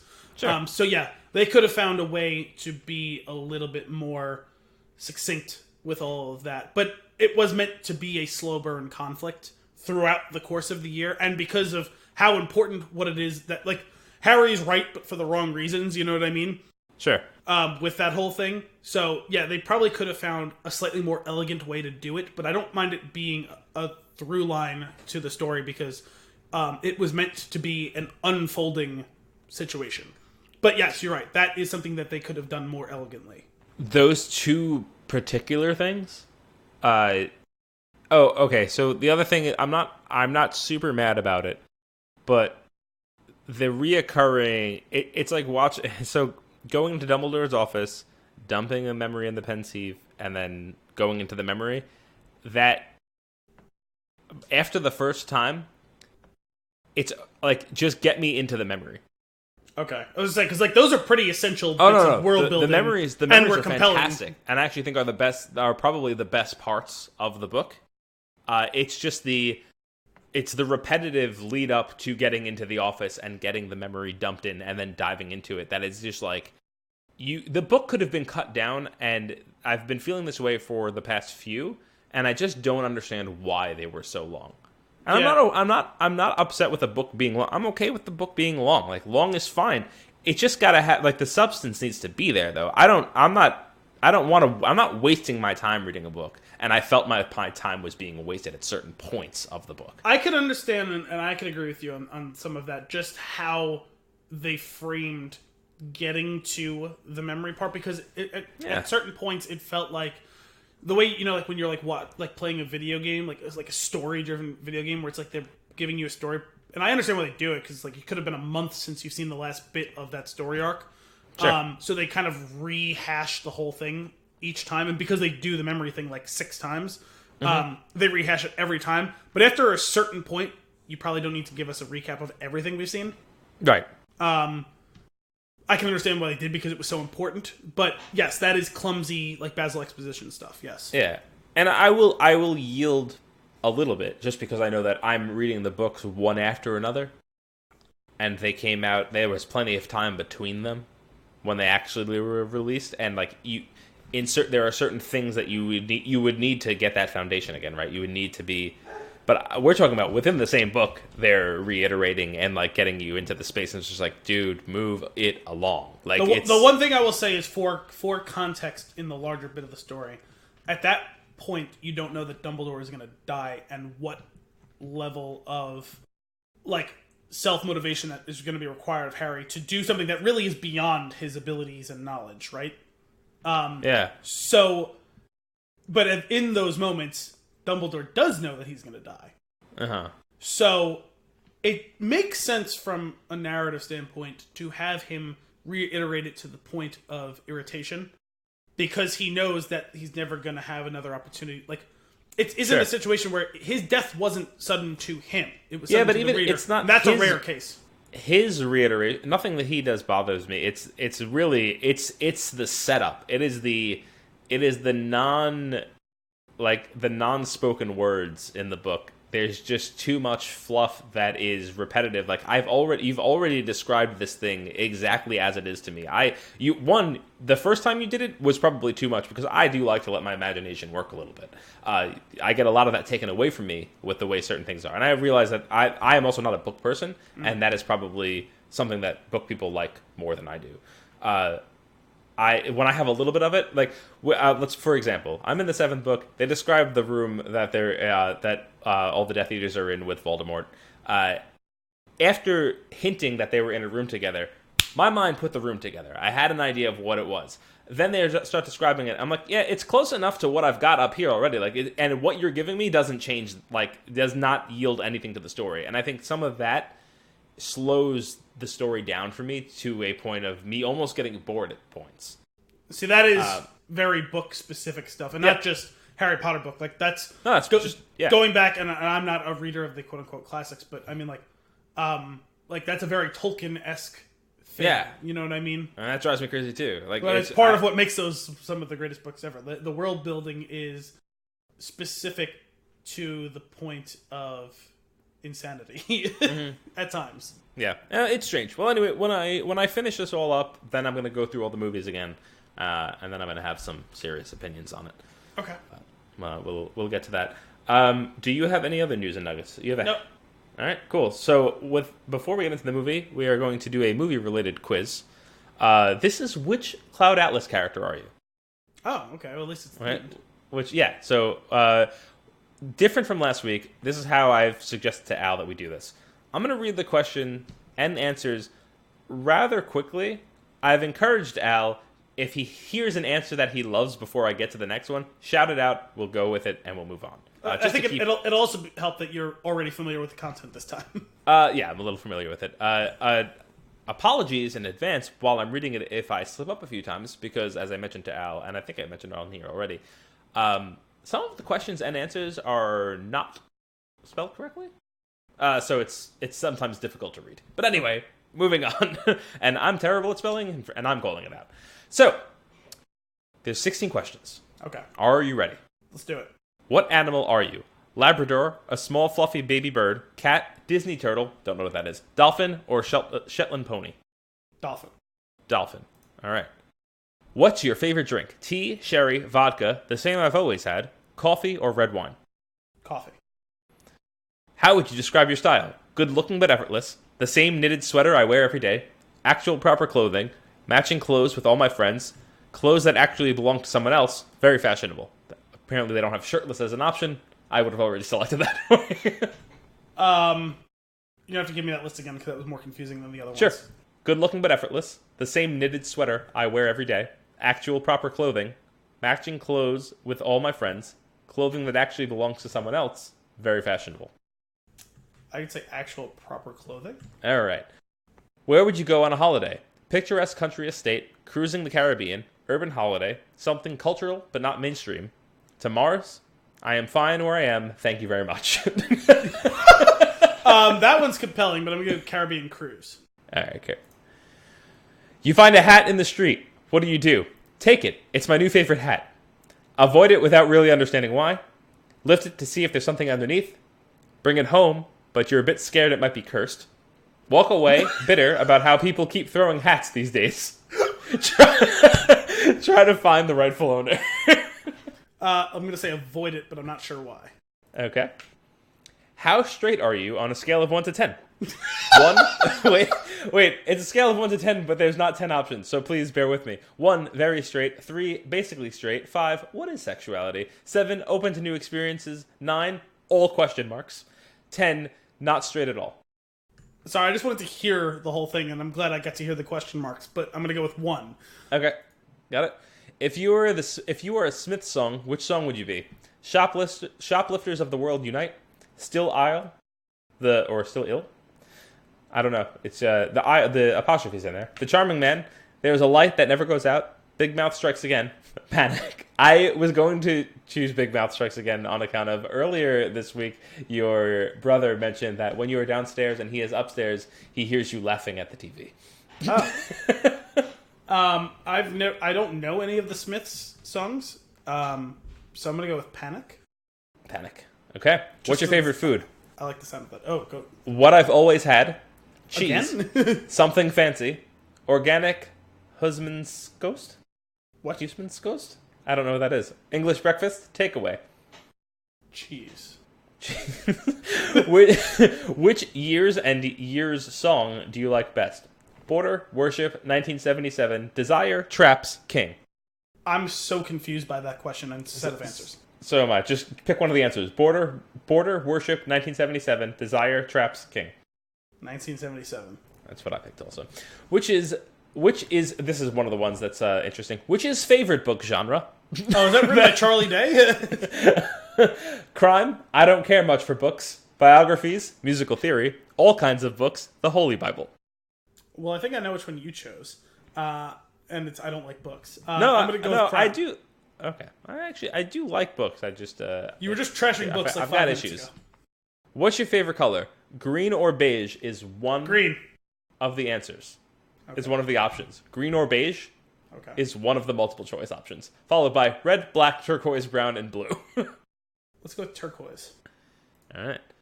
How long does your morning routine take? What morning routine? 10 minutes maybe? 14 minutes and 26 seconds, about half an hour. Hair, 5 minutes. Clothes, about an hour. Or 2 hours at least. The first one. What morning routine? Perfect. What do you order at a cafe? Bubble tea? Espresso? Can I just have ordinary coffee, please? Green tea, iced tea, or a frappuccino? Can I just have ordinary coffee, please? Where do you have a comet birthmark? On my chest, on my lower back, on my collarbone, on my leg, on my neck, on the back of my head? On my collarbone. What do you like the most about your significant other? What significant other? At the end of a tough journey, they are always there. It's what significant other? Which is your favorite Adele song? And I implore you to listen to all of the options here. Which is your favorite Adele song? Skyfall, Hello, Rolling in the Deep, Someone Like You, Set Fire to the Rain, No. Set fire to the Ram. Okay. All right, here we go. You are Louisa Ray. Really? You're not afraid to voice your opinion. Is it just because I guessed 1977? Maybe. And you fight tirelessly for the right cause. You are brave and independent, though you care a lot about the people in your life. You are not afraid to break society's norms. That's you, Louisa Ray. This is from Pro Crofts Quizmaker. I record exclusively shirtless, so obviously I'm not afraid to break society's norms. True. With that being said, let us finally dive into our flick of the week. Cloud Atlas. An exploration of how the actions of individual lives impact one another in the past, present, and future, as one soul is shaped from a killer into a hero, and an act of kindness ripples across centuries to inspire a revolution. That's the synopsis from IMDb. Good synopsis. It's so much more. It's a good synopsis in that it's accurate. It's a good verb, like, at face value. But also so fundamentally shallow as to miss the point entirely, almost. Yeah. Okay, so here's the deal. Here's how this went down, Al. I wrote this whole thing. I wrote myself a little script of how I was going to convince you that I thought the movie was a little too far up its own ass. I wrote a whole script to do this and then not deliver it to you, and then take it back, a la Phantom Thread. Oh, okay. And I just couldn't do it. I was reading it, and as I was reading it, I was getting angry because I'm sure there was someone that actually felt that way, and I was just like, no! Like, it's, okay, the movie's really, it's really something special. Let me just stop you there. Yeah. Because let me just read you my first note. Yeah. Is this a perfect movie? No. Okay. Then tell me in what way this movie isn't perfect. Give me a flaw of this movie. Sure. The flaw of the movie is not within the storytelling or the core mechanics of the movie at all, really. It's in the post-apocalyptic world. The dialogue is just far too jumbled to understand. It isn't upon repeat viewing, but also even further, despite how infuriating it was, when I read the book, I then retroactively totally understood everything that they said in the movie. Which I didn't think was going to be the case. Fine. First, I watched it, I was like, man, I maybe understood 60% of this, and now, like, I know everything that they said in the movie and what it all meant. And, yeah, it is frustrating, but it's actually very faithful to the book in a way that a lot of the other bits of the movie aren't, actually. Oh, interesting. And that's actually something I want to talk about. Actually, that is really the only flaw of this movie that I can find, is that it's somewhat unfaithful. It's a somewhat unfaithful representation of the book from a narrative perspective. The spirit is very true to what was going on in the book. But there are a lot of there's a lot of editing that was done to the content of the movie. Some of it was just updating it and making it some more sense to what, like, a more contemporary, although the book's not very old. It's only like 15 years old or something like that, or 10 years old. But really, that's the only flaw to this movie that I can find. Some people might say it's too long, but I would say it's so perfectly paced in a way that movies so rarely are, that you really don't feel its length as being substantially longer than your quote-unquote average long movie of 2+ hours. Even though it's a hair over 3 hours, I think. You might think it's too long, but I would encourage you to listen to this quote by Timothy Cavendish. While my extensive experience as an editor has led me to disdain for flashbacks and flash-forwards and all such tricksy gimmicks, I believe that if you, dear reader, can extend your patience for just a moment, you will find that there is method to this tale of madness. Now that was meta as fuck. Yeah, no, and it was a good line too in his little narration of his good of his plight, his ghastly ordeal, I guess. No, really, truly, if you're only listen, what you're saying you find to be a flaw, the whole being incomprehensible, imagined future-esque dialect, fine. But hang on. I'm not explaining that well enough. I don't think that I actually like what's happening there. I like the broken dialogue. the dialect, I should say. There's an interesting thing where at certain points, the characters are just speaking perfectly clear, which it's almost as if they're speaking a different language. I don't fully understand that, and I was going to ask you about that.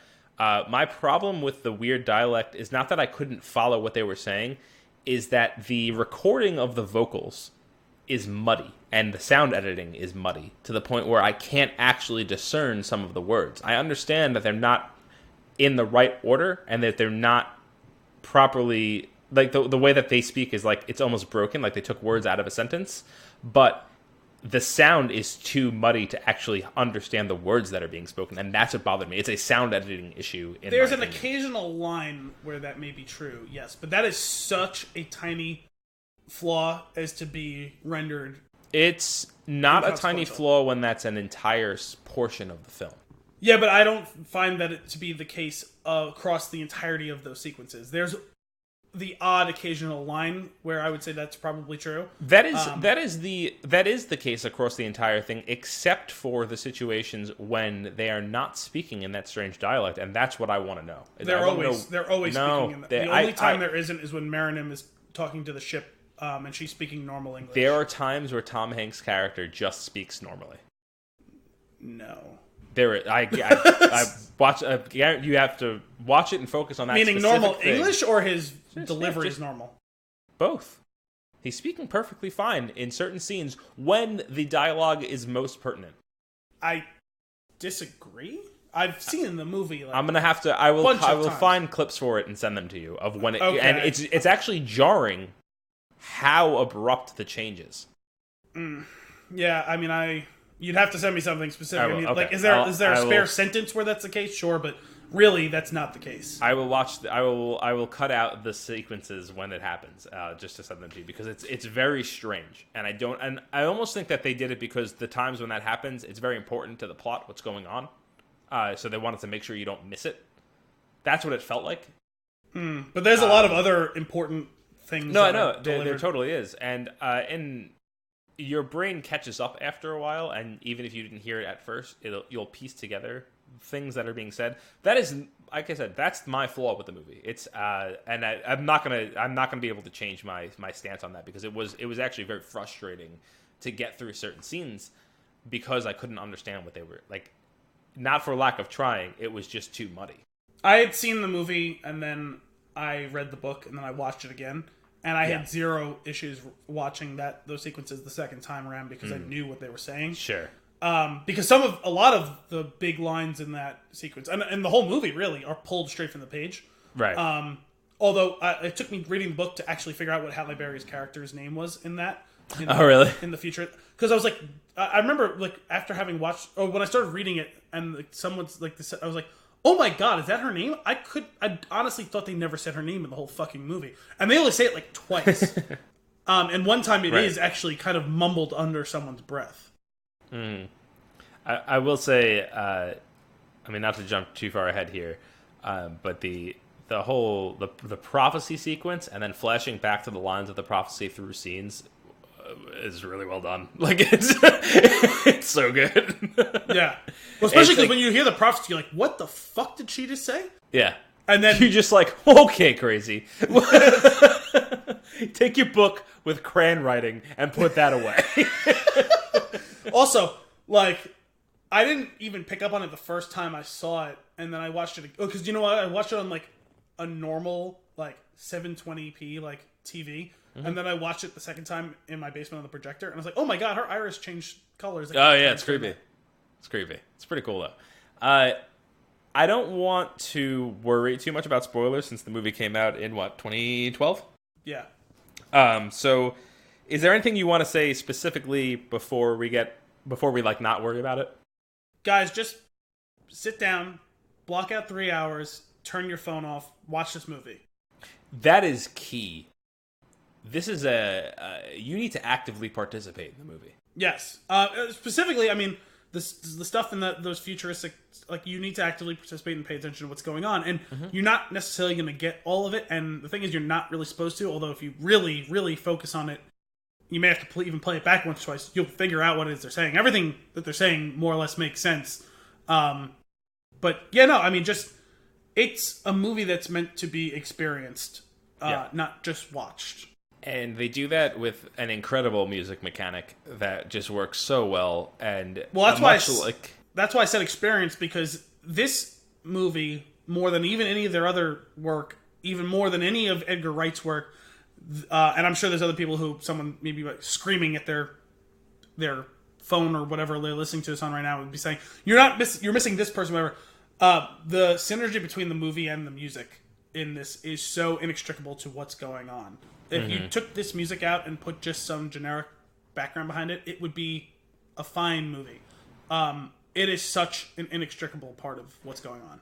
Well, I think it's interesting because, like, music is one of those things that has already proven to kind of transcend time and space. Like, you can find so much power in something that was composed so long ago, right? And you could feel that when you listen to it. And I feel like they used that. They created this incredible score to keep that feeling alive as the movie's going, and like as you're moving from one life to the next. And it's so well done. And it's so key to one of my very favorite sequences in the entire movie. Probably my favorite one. It's one during one of the letters being written from Robert Frobisher to Rufus Sixsmith, and he's describing kind of what you were just describing in how music transcends everything and can rope together, like you said, an old song can still be timeless now and all that sort of stuff. And he's talking about all of that, and they're cycling through only, I think, 3 of the 6 stories, and it's a dreamlike sequence between Frobisher and Sixsmith. It's the scene where, and this is some light spoilers, where... Hang on one second. It's not important. We're going into spoiler territory. It's okay. Like, the movie's older. If you're interested in this episode, then you've probably seen the movie. So if you haven't, stop what you're doing and go watch it. And let's Al continue. They're wrapping together. It's a dreamlike sequence, which we find out is a dream sequence. It's Sixsmith dreaming after having read the letter, right? Where they show the whole thing where they're literally being bulls in a china shop, which I think visually is really cool. Oh my god, that is an incredibly shot scene. For that to be the anchor of this whole sequence is incredible, where the whole thing goes up in the air and shatters all at once and he wakes up. And that was all quote-unquote silent with all the music going behind, and it's not the Cloud Atlas sextet itself, it's the march music for the movie. And incorporated in all of that is also Adam Ewing on the ship, and it's also Sonmi 451 when she and Heiju Chang finally have sex together, and it's the 3 of those things are kind of cycling back and forth, and it doesn't have the other stories in it at all, I don't think. And then there's the big shatter of the thing, and the music trails off as Sixsmith is waking up and kind of realizing that he wishes that what he was dreaming was real. Right. And then it immediately is a thunder crack, and it goes back to a really important scene in the whole thing where they go back to the ship, and it's Adam Ewing about to have his fatal encounter with Dr. Henry Goose and Otua. Man. Just recapping pieces of it is just... do you have, of the 6 storylines, do you have a favorite?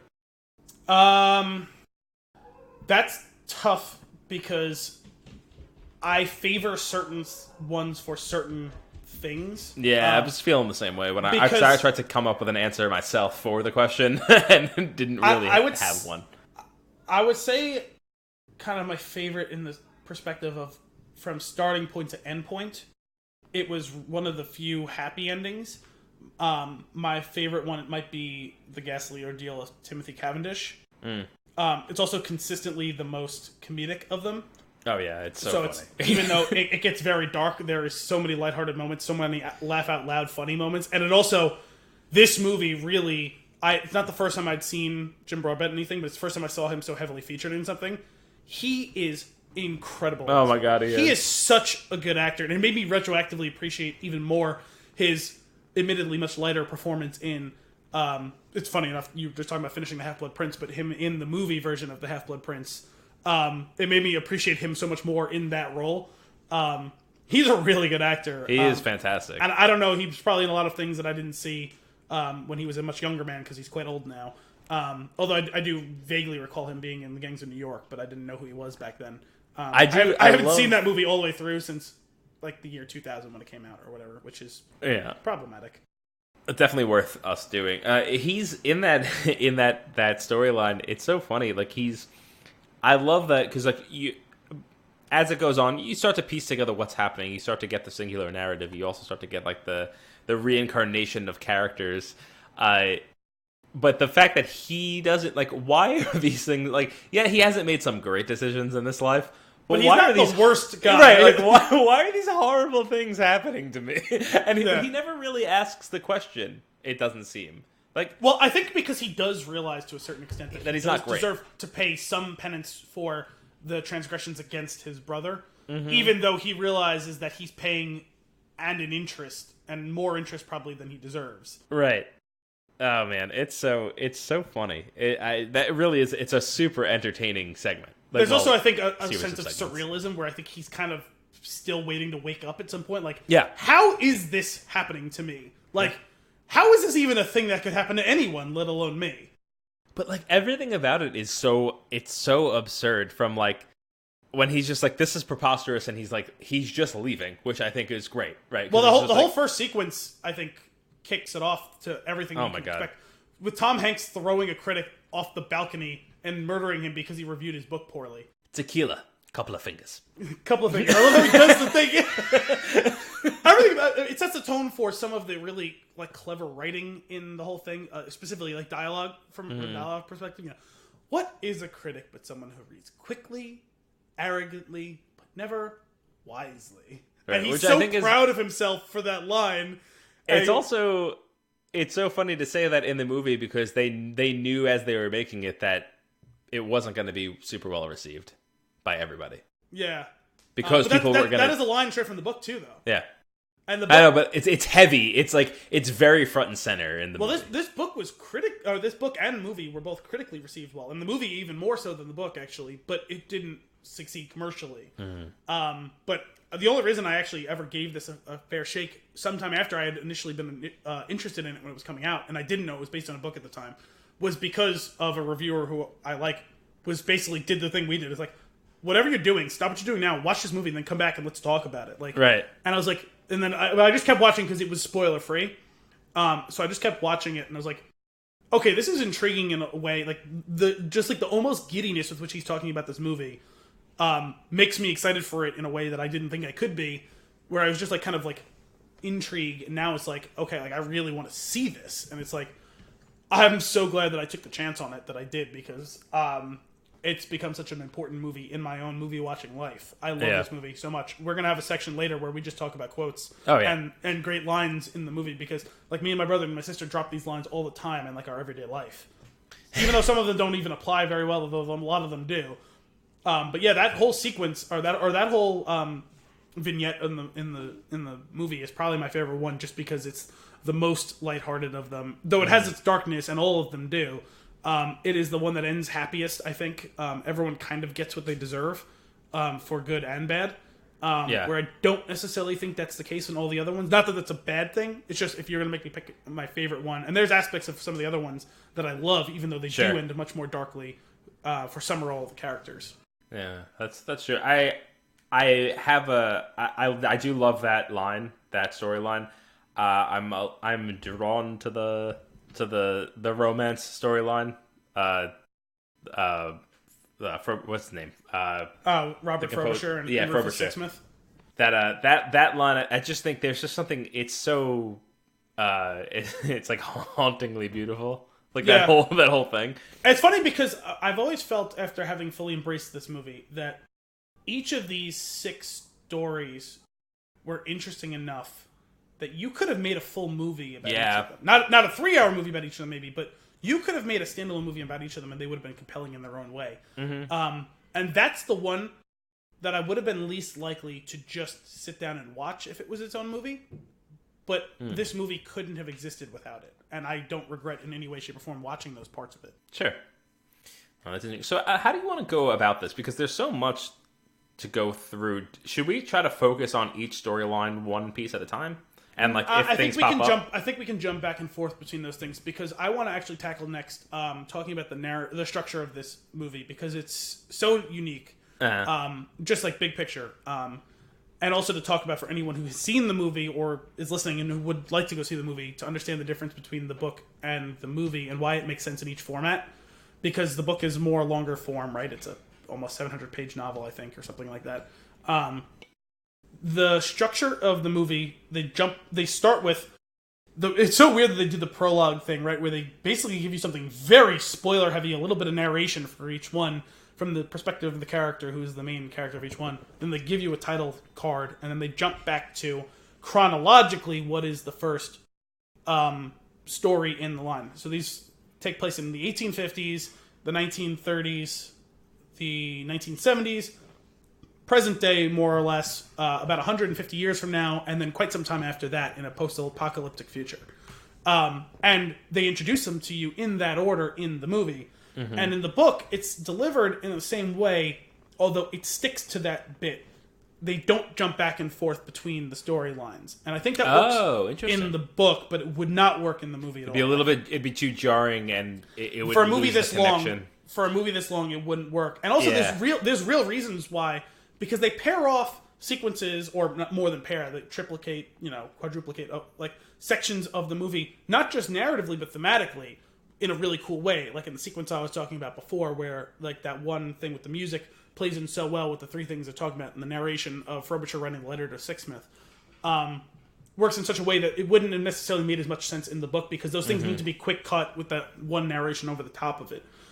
So the book is delivered, the best way to describe it is kind of like looking at a staircase from profile, like in a mirror, where it's like two sides facing each other. And the book starts with the reading of Adam Ewing's Pacific Journal, and it's like you are actually reading it the way that that Robert Frobisher is reading the journal, where it's it's a bunch of like snapshots of different days in his journey on the Pacific Ocean, where he's writing it in journal form for himself, right? Like, because he's got little sidebars of notes and stuff like that. And that cuts off at a certain point. I forget exactly, and the specifics aren't really that important, but each one cuts at a very important thing. They have a cliffhanger ending, right? So it's Frobisher reading Adam Ewing's Pacific Journal, and then it just cuts at an important narrative spot, and then we pick up reading some of the letters that Frobisher is writing to Sixsmith, and we're from the perspective of someone reading the letters that Frobisher is writing, in which he mentions that he's reading Adam Ewing's Pacific Journal, and that the journal cuts off halfway through, right? And he realizes that the book isn't complete, and he needs the full version of the book. He writes in the letter to Sixsmith, "Could you find me a copy of this book? I very much want to finish it." He goes, "A half-read book is like a half-read love affair." You know, that whole line from the movie, which is also from the book. Question about that. So there's a scene in that romance storyline after like when he shoots Vivian. Yes. The camera pans down. The other half of the book is under the bedpost? bedpost? It's under the bedpost. It was used to prop up the thing. Yes, it's sitting there. That made me. I don't know that I probably didn't notice it the first time we watched the movie, because now I'm like I had general ideas of what was going on. I honestly didn't remember a lot of the movie because it's been so long since I had seen it. But when I saw that, I just it was like shivers. I was like, oh, come on, it's right there. The thing is, the first time I saw it, I didn't really get it because I didn't know the name of the book.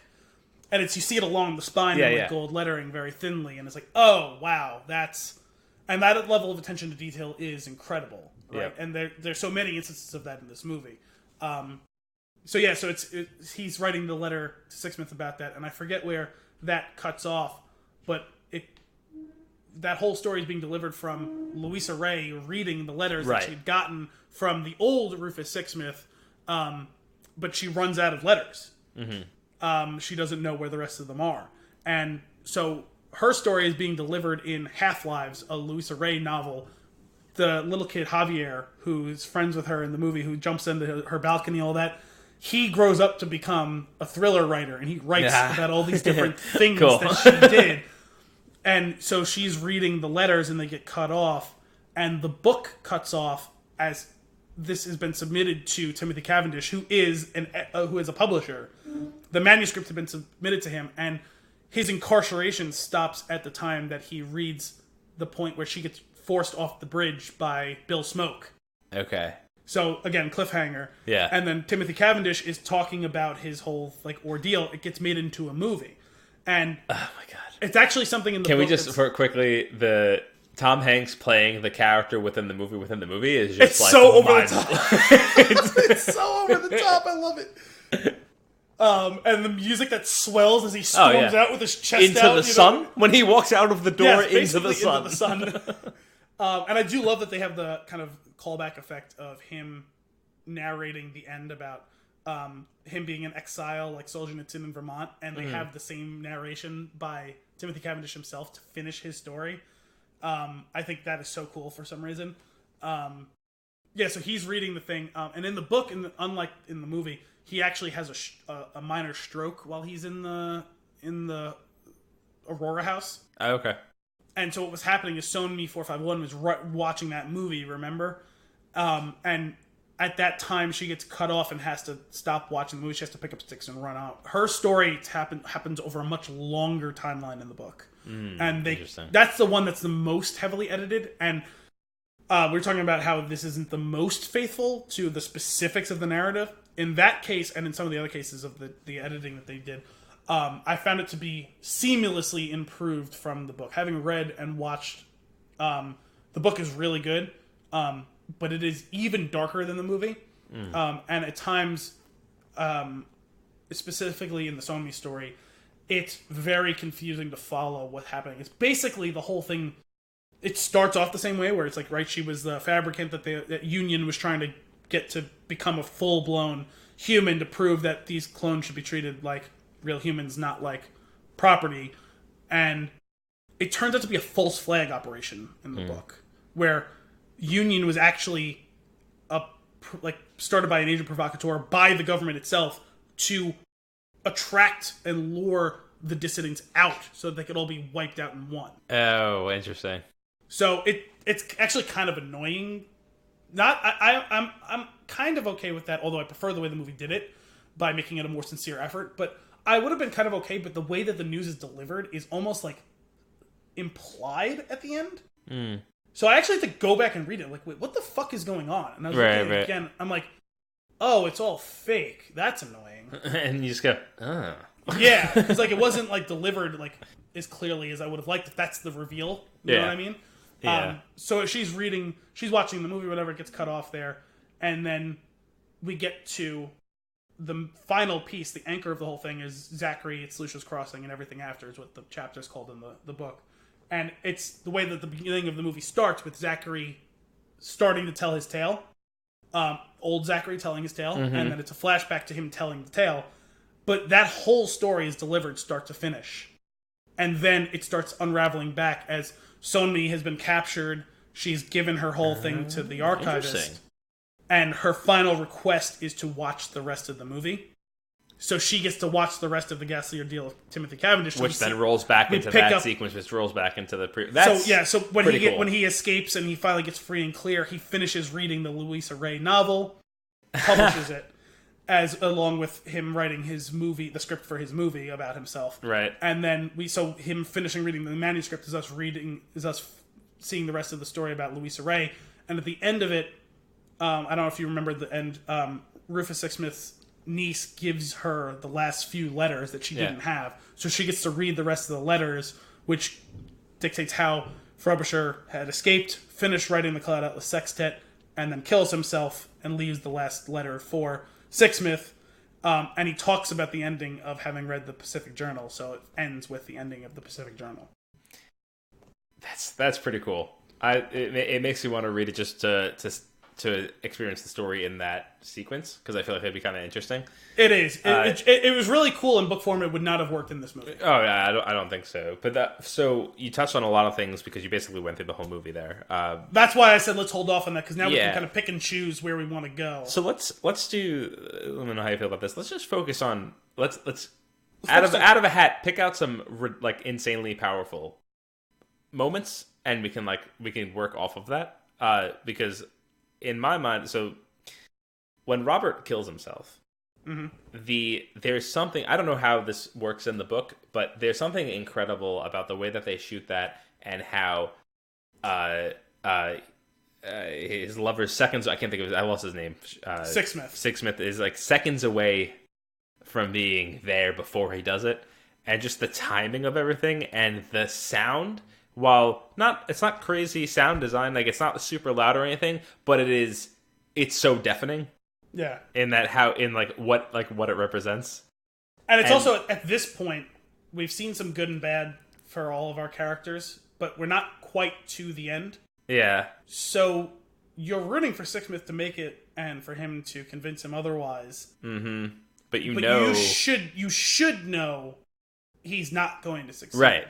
And that led I think the first time I watched it, I didn't know. I was still hoping that he was going to make it. You just naturally hope for a good thing. I didn't believe that was going to be the way it went. You know what I mean? Like, and it's so heartbreaking. Yes. When because he doesn't know, because he hasn't read the last letter yet. He doesn't know. He knows something is bad. He knows something wrong. He knows he's on the run, wanted for murder, but he doesn't know how far he's going to go. Right. That he would consider killing himself. So in that moment where he knows something is bad and the worst possible thing happens, and he runs upstairs to try and hope that he could possibly be wrong, and then to see it, and it's bad enough for us knowing that he's moments away from having succeeded in stopping him, but then for him to realize how close he was and not have understood, if I could have just been this much faster. That sequence, though, is if you want to even dissect any of the performances, that embrace is one of the most intense, if not the most intense scene in the movie. Yeah. Because it's so real. It feels like he is holding the limp dead body of the person that he loves most in this world. And it starts with dominoes, too, because while that's going on, is also interspersed with the narration of Sonmi when she's giving her final revelations. She's broadcasting it out to the entirety of what's left of humanity at that time, and at the same time that's going on, she's watching Heiju mount his final defense to give her the time she needs to deliver her, and she has to finish her broadcast while watching him die. Yep. Every bit is heartbreaking, though the physical distance in this case providing some bit of a buffer to the pain, not being able to reach out and touch him, though she wants to, but knowing that it's more important that he's dying for her, knowing that he probably knew all along that he was going to die that day. Mm-hmm. And that she needs to finish what she started. Whereas, from the opposite perspective, Frobisher had finished what he started, and there was nothing more for him to do. Sixsmith, which characters carry through timelines other than him? I think he's the only one, unless you want to consider watching the videos of Cavendish or Sonmi. Okay. Because he's the only one that has a tight enough loop. I guess technically Louisa Ray could have been alive or whatever, or Javier or someone like that could have been alive when Cavendish is reading those things, but none of them actually physically shows up. Well, Louisa Ray has a character in the Cavendish timeline. Halle Berry has a character in that timeline. Yes, that's true. Which would she's lead the you girl to that so at the she's party. not. Yeah, well, I love that too. Because it means nothing early on in the movie when her and Tom Hanks lock eyes. Mm-hmm. It means nothing at that point until you think back on it after the movie's over. Of recognizing souls through. It's really cool. and so well elucidated in when Frobisher is describing to Vivian Ayres the premise behind the Cloud Atlas Sextet, right? Yeah.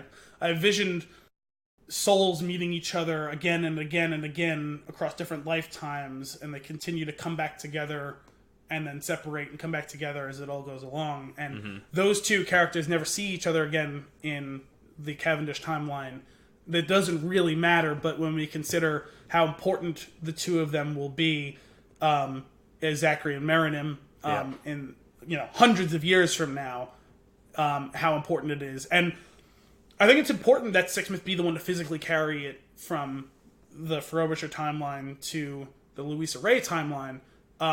I think it is, even though it's the unique bit of it that carried it through, the only time that someone physically carried it through. I kind of like it. I kind of like that it has that exclusivity. I wouldn't have liked if every one of them had it, I think. Yeah, I agree with you. I think what it does, it adds a little something of like, all the other ones are kind of just like, there's like a loose connection, but let's use this one physical one to show you how strong the bonds are. Yeah. And I think like, because it's just supposed to represent that as like throughout the other characters over the courses of those stories. And it's just, I love that.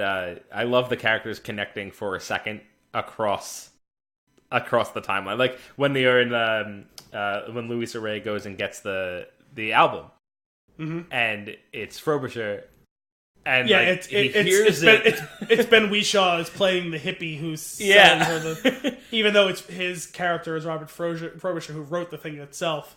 Yeah, that's one of the cooler connection points as well. You're right. And she's like, I know this song, and it's because because she wrote it in a different life. It's, I don't know, it's really interesting. It's very fun to watch it unfold, and like it's also it's fun to kind of just get lost in it, because like you don't have to have every question answered. It's just like this really cool, like, fluid thing. Going back to it, you're going to get more out of it each time, it feels like. Yes, there is something even now. I've seen the movie probably 10 times, and there's still little things that I pick up on now that I haven't seen any of the other times. I think those sorts of little details, or even like I find it a fun game still now. Occasionally, I guess I've picked them all up by now, but it took me several times watching the movie to pick out every single actor in every story, because all of the main cast is in every single one of them, even if it's only for a second. And most of the secondary cast is as well, although some of them are only maybe 3 or 4 of them. But the way it does it, it's not even like you said, Halle Berry's just at a party for 1 second. But in like some of them, like Duna Bay is in a picture in one of them. She's Rufus Sixsmith's sister-in-law, because his niece is half Asian, like half white. She delivers she delivers the letters and the last copy of the report to Louisa Ray, and she shows her a picture of her parents, and what her mother is Duna Bay, who ends up being Sonmi. You know what I mean? I also the letting characters play different sexes and different races, I think, was really cool too. Because the how you're carrying that character along, and like making that. Well, it made sense for a lot of reasons. When you think about the thesis of what the Wachowskis are about like transcendence is a big part of a lot of their stuff. Even going back to what we talked about last week with Neo transcending the Matrix, right? But in a lot of other ways, all these other movies and shows have been the case where, like, we have so many issues with, whether it be like your sexuality or your gender or your race or whatever, like, it doesn't matter. And rather than have all those situations where, like, a white actor was cast to play someone of a different race, they cast all these different people of different races and had them play all different races and sexes. Halle Berry plays an Asian guy. Yeah. Hugo Weaving plays a white woman, like Duna Bay plays a Mexican lady, like I mean, like all these different people played all these different things. I think it's an incredible way to do that sort of thing, like just have everyone do everything, like to just kind of further show the point of like these are the surface things that don't matter. All of the things that go on beneath it, for the whole thing from womb to tomb, by every crime and every kindness that we do, we birth our future, right? The line from Sonmi's Revelation. That gets to the crux of the matter of this whole movie. Yeah.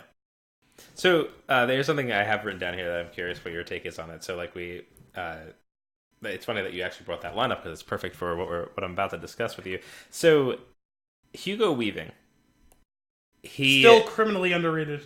Oh my god, it's incredible. Well, underutilized, at least I'll say, in this role is rather what I was going for. He's always playing the evil force, and basically, he gets seemingly worse and worse as the timelines go on, as if... Well, he literally plays the devil, so... Well, and that's what I want to get at. So, like, over time, like, he's darker and darker and more horrible as time goes on, until at the end... Technically, he wasn't overtly evil in Cavendish's timeline. Oh, that's true, I guess. But even I mean, Kevin, he is a Nazi, but like not like actually part of the Nazi like infrastructure. Like he's just yet a German who's part of the party. You know what I mean? Like he's not like the minister of whatever. Like he's just like a guy who is like a composer who lives in Nazi Germany. Yeah. Regardless, though, like I feel like what's coming across with that character though is like, you know, your every evil and what was it? Every kindness. Yeah, for every crime and every kindness. And his build and build and build, and until he becomes basically just a force of evil. He just becomes a construct in Zachary's, like, he's the devil on his shoulder. Like, literally, in some scenes, the devil on his shoulder. And yes. Like, he's kind of devolved into, like, this super evil presence. And I wonder, like, if there's a hint in there that you can go so far that you can't come back. I guess it's possible, although the one thing that kind of tweaks at that is, like I said, him playing Thaddeus Kesselring. I always remember that because he's got such a ridiculous name. The German composer. Or even when he plays the archivist in the Sonmi storyline, he is an agent of an evil organization. But you can sense even in his he got 2 whole scenes on the whole sequence. He realizes already that he may be on the wrong side of history. Yeah. Because he comes in and he seems like kind of just like a callous jerk who's here to carry out her execution, right? And he says, he kind of basically says, I'm not so sure that's what it is, but I also know this is my job and I'm going to do it. Because like he says, the politicians want to, have you branded, whatever, the scientists want to, he says, what did he say? Cerebral vivisection, which for those of you who aren't doctors, not that I am one, is literally brain surgery on you while you're alive and undrugged up. Yeah. Just to see how your brain works, which is something that, to my knowledge, reputable doctors haven't done in well over 100 years. He goes, but for me, you're, he says, for me, you're a political problem or whatever, this and that. He goes, and it's come to me to execute you. And he doesn't say it like he said, all these people hate you or fear you. He goes, and he says, I find it funny that all these people are so afraid of what's going on in there. And where basically for him, he said, I'm not afraid of you. I really couldn't care one way or the other. It's just, he's basically Pontius Pilate. Like, they're all calling you for me to kill you, and I'm not going to go out of my way to not kill you, so sorry, but that's what's going to happen, you know what I mean? And then at the end, when she's given her revelation, he's allowed her to meet with the archivist and give a more full accounting of everything that's gone on.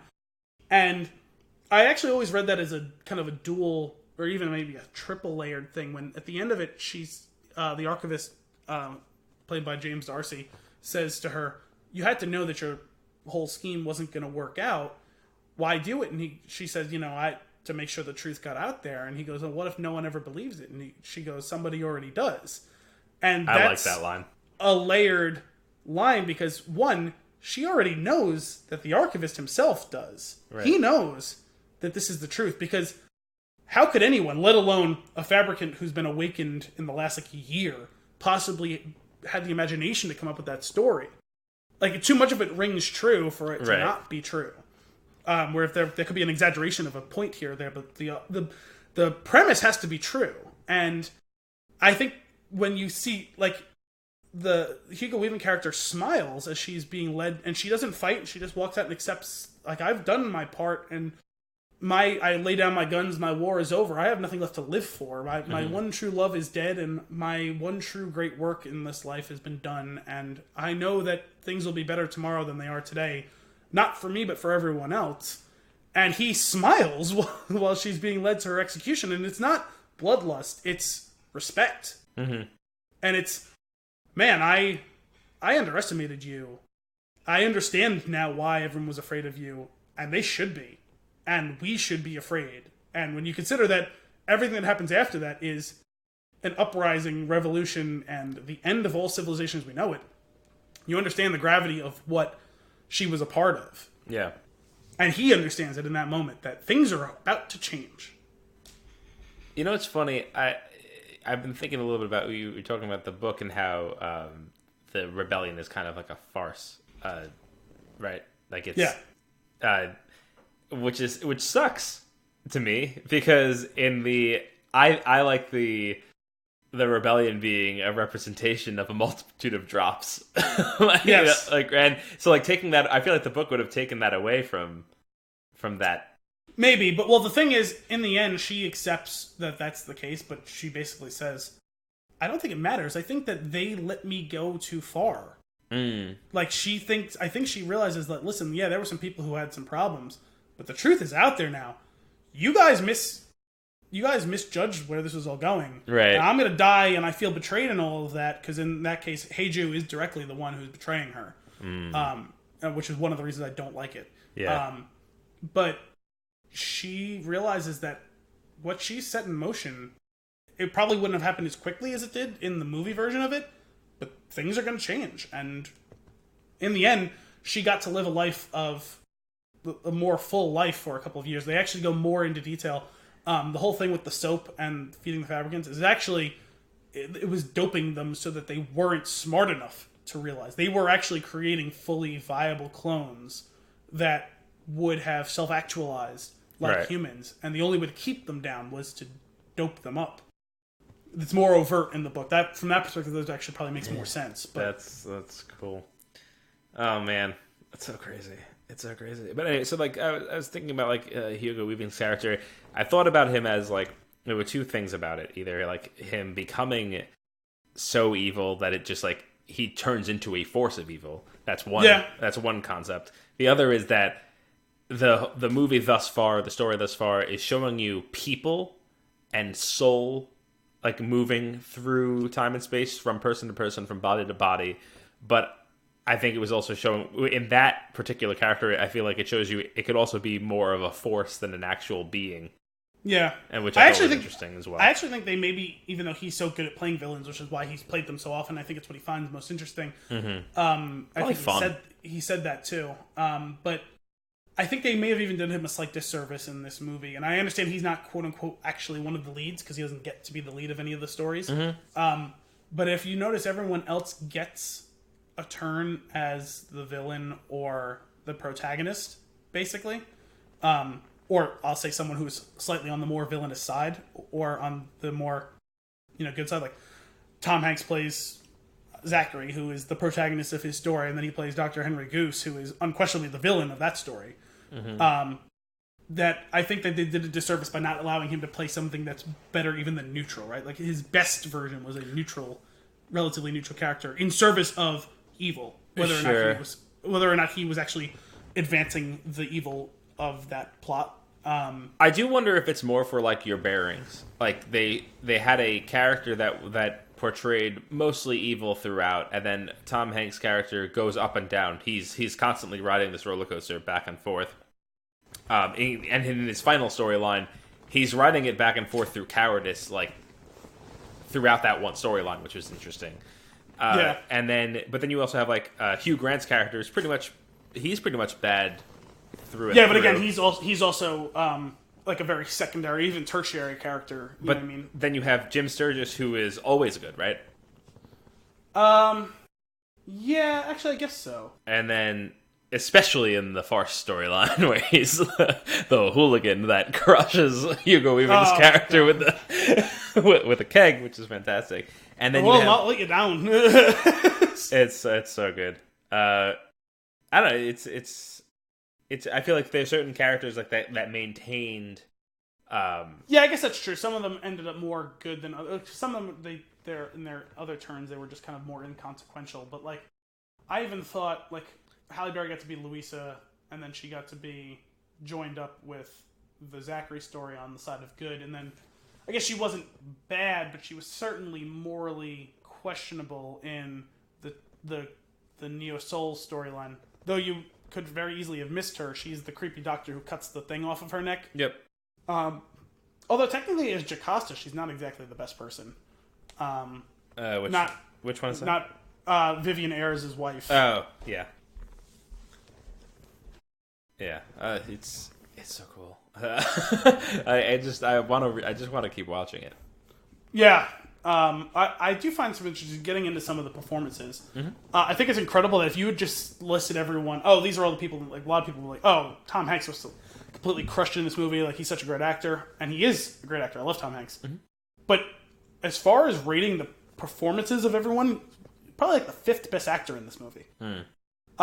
Because I thought Jim Broadbent crushed it. I mean, considering how great he is as kind of like in this whimsical Timothy Cavendish thing, and how terribly evil he is as Vivian Ayres. Oh, he's monstrous. That laugh. That evil laugh that he does, horrible. But right before he shoots him, right? Like no, not even that. When Frobisher goes to touch his cheek. Well, sorry, I mean, it's the scene before. Oh, gotcha. He ends up shooting. I know it's not the exact same scene, but yeah. I mean, he starts. Yeah, it's not the laugh when he goes to touch his cheek. It's the way he delivers it with such malicious glee. Yeah, he goes, and the follow-up quote: "You won't go anywhere because no one will ever hear your music." You know, the way he delivers those lines. He's like great. Happy about it. It's dark. And he has some of the best line delivery in the movie, whether it be as Ayres or as Cavendish. You know, I said I had a melody, not a malady. That was great. We can get rid of the boy. He's about as useful as the clap. Thankfully, he'll be easier to get rid of. Oh man. And I thought like this movie helped put Ben Whishaw on the map because this movie came out at the same year. I don't know which one came first, but this came out the same year as Skyfall, where he was cast as Q.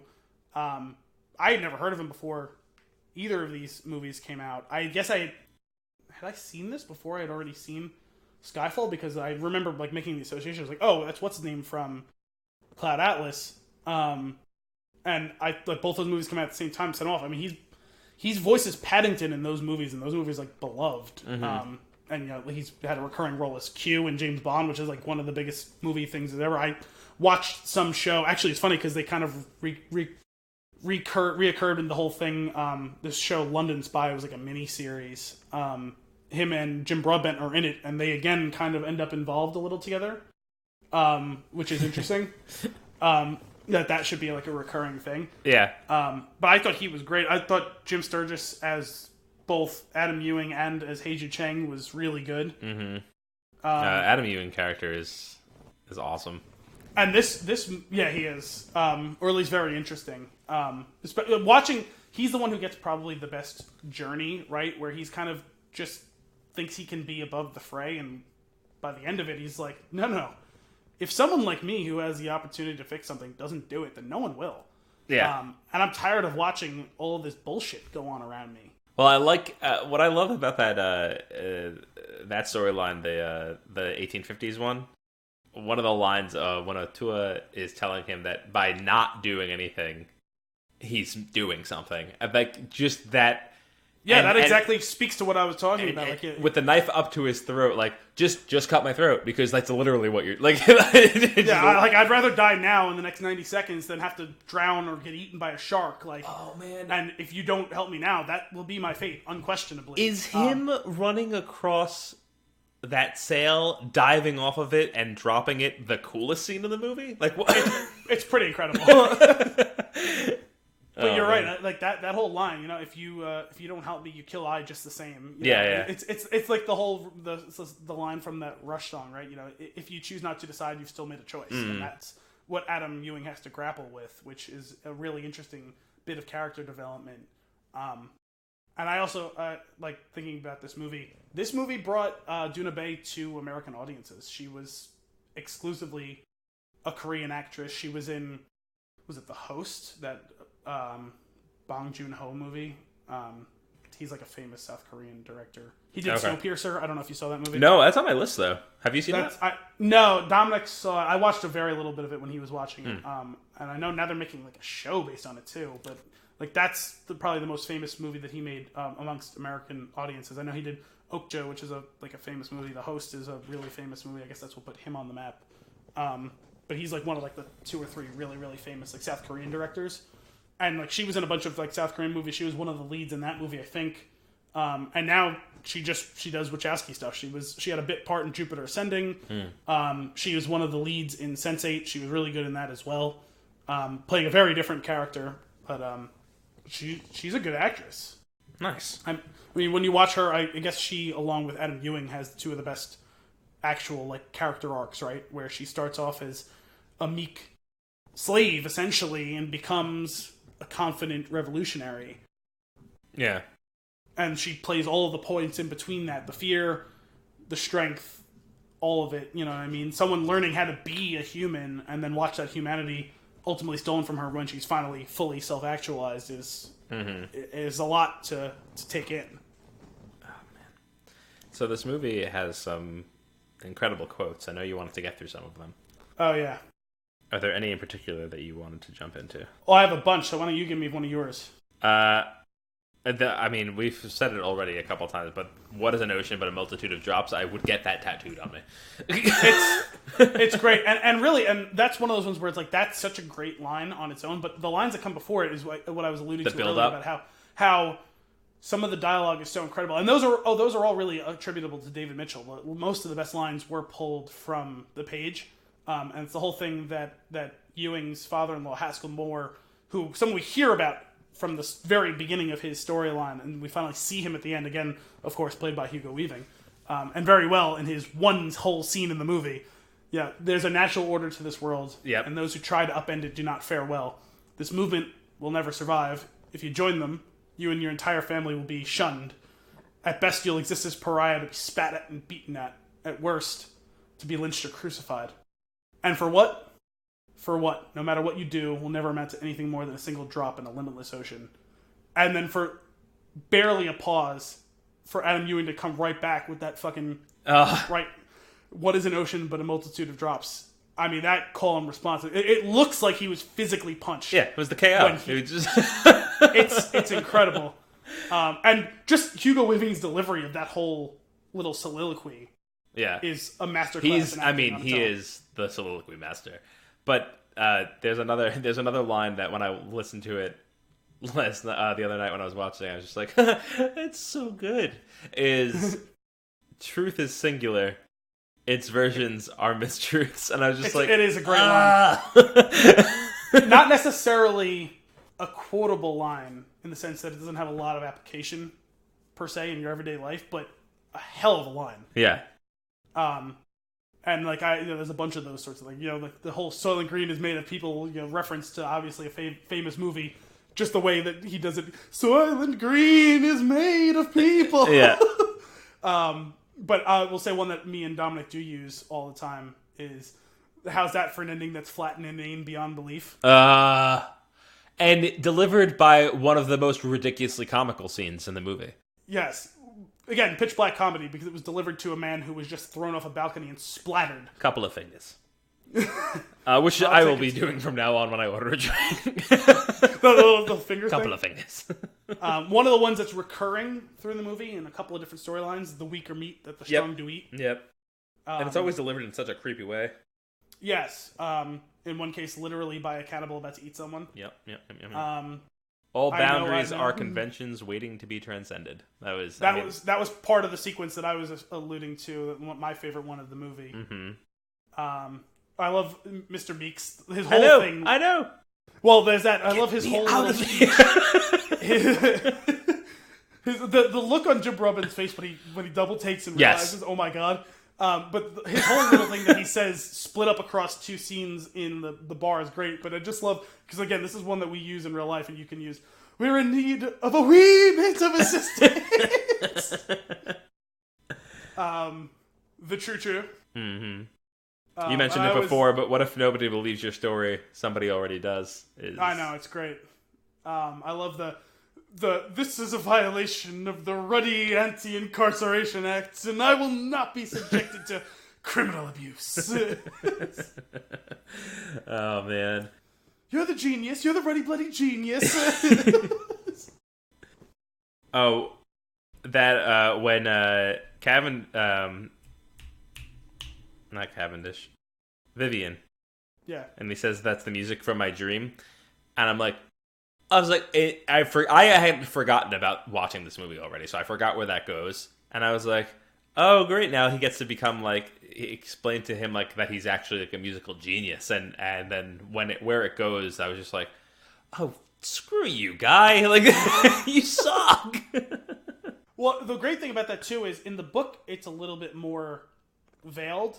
He says, I was in a nightmare cafe where everyone has the same face. Yeah. And they expand upon that a little bit in that scene where he says, there's, the colors and these nightmarish sounds and all the waitresses looked exactly the same. But they give it a little bit more. And it's like, because you're watching the movie, I didn't pick up on it as much in the book. Or at least I wouldn't have if I hadn't already seen the movie once.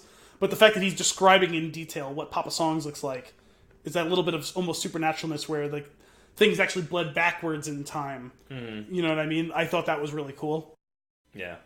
Right. There was another line that Cavendish had, and I can't remember the whole thing word for word, and I forgot to look it back up before we got started. And he says, it's the right after Dermot Huggins throws Mr. Finch off, Felix fucking Finch off the balcony, and he says, I must admit that my first feelings of shock and horror flew much as Finch had, and were soon replaced by a nascent sense of a silver lining. Knuckle sandwich sold, through the roof. Yeah, after all that, and I just love the way. Again, it's more delivery. It's a combination of delivery and incredible verbiage, right? Where I just love the way that Jim Broadbent reads that line. I love when he's smooshing all his contacts for money, and they just hang up on him. It's your favorite Timothy. The Ravenous. Yeah, your favorite Timothy. When life gives you lemons, you make apple juice. Oh, who said that? Captain Molyneux? Is that how you say his name? Oh, Captain Molyneux. That was also Jim Broadbent. I don't remember him saying that line. That's interesting. I was thinking of I love when he's again part of making all those calls. I have the writing book or the writing desk of was it you say Mark Twain or something like that? Yeah. Or Dickens, Sir Charles Dickens. We already have that desk accounted for. Then what about the writing desk of Sir Arthur Conan Doyle? Yeah. He's such a scam artist. It's fantastic. I know. Oh man, I love it. I'm excited to watch it again. What did the law do for Felix fucking Finch? That cackle that when they were laughing at him when he says the law. Oh yeah. Oh, so gross. He just jams the plunger into his face. That's a great scene, and him talking through it. Yes, and also the scene where he goes to see Ursula, and he recounts the weekend that he spent with her. That whole thing has a great punchline too, where the parents walk in and he grabs the cat, and it starts mauling him, and he falls out the window. Cause of accident ribs. Listed on accident report. Pussy. Oh man, I love this movie so much. Is there anything else you want to discuss? Not really. Also, unfortunately, I don't have much more time. So. All right. Well, I think it was great. I'm excited to watch it again. I'm glad we finally got to do it, and that was it. And those of you who hate us, we finally talked about it. Yeah. Well, that's it for episode 100 of Flix and a Six. We hope you enjoyed it. As always, if you have a movie for us to review or nuggets for us to discuss, you can send those requests to flixandasix@spintune.com or tweet us at @thespintune. Tune in next week for movie and beer goodness. Until then, I'm Anthony Costanzo. And I'm Al Bielsi. Thanks for coming out.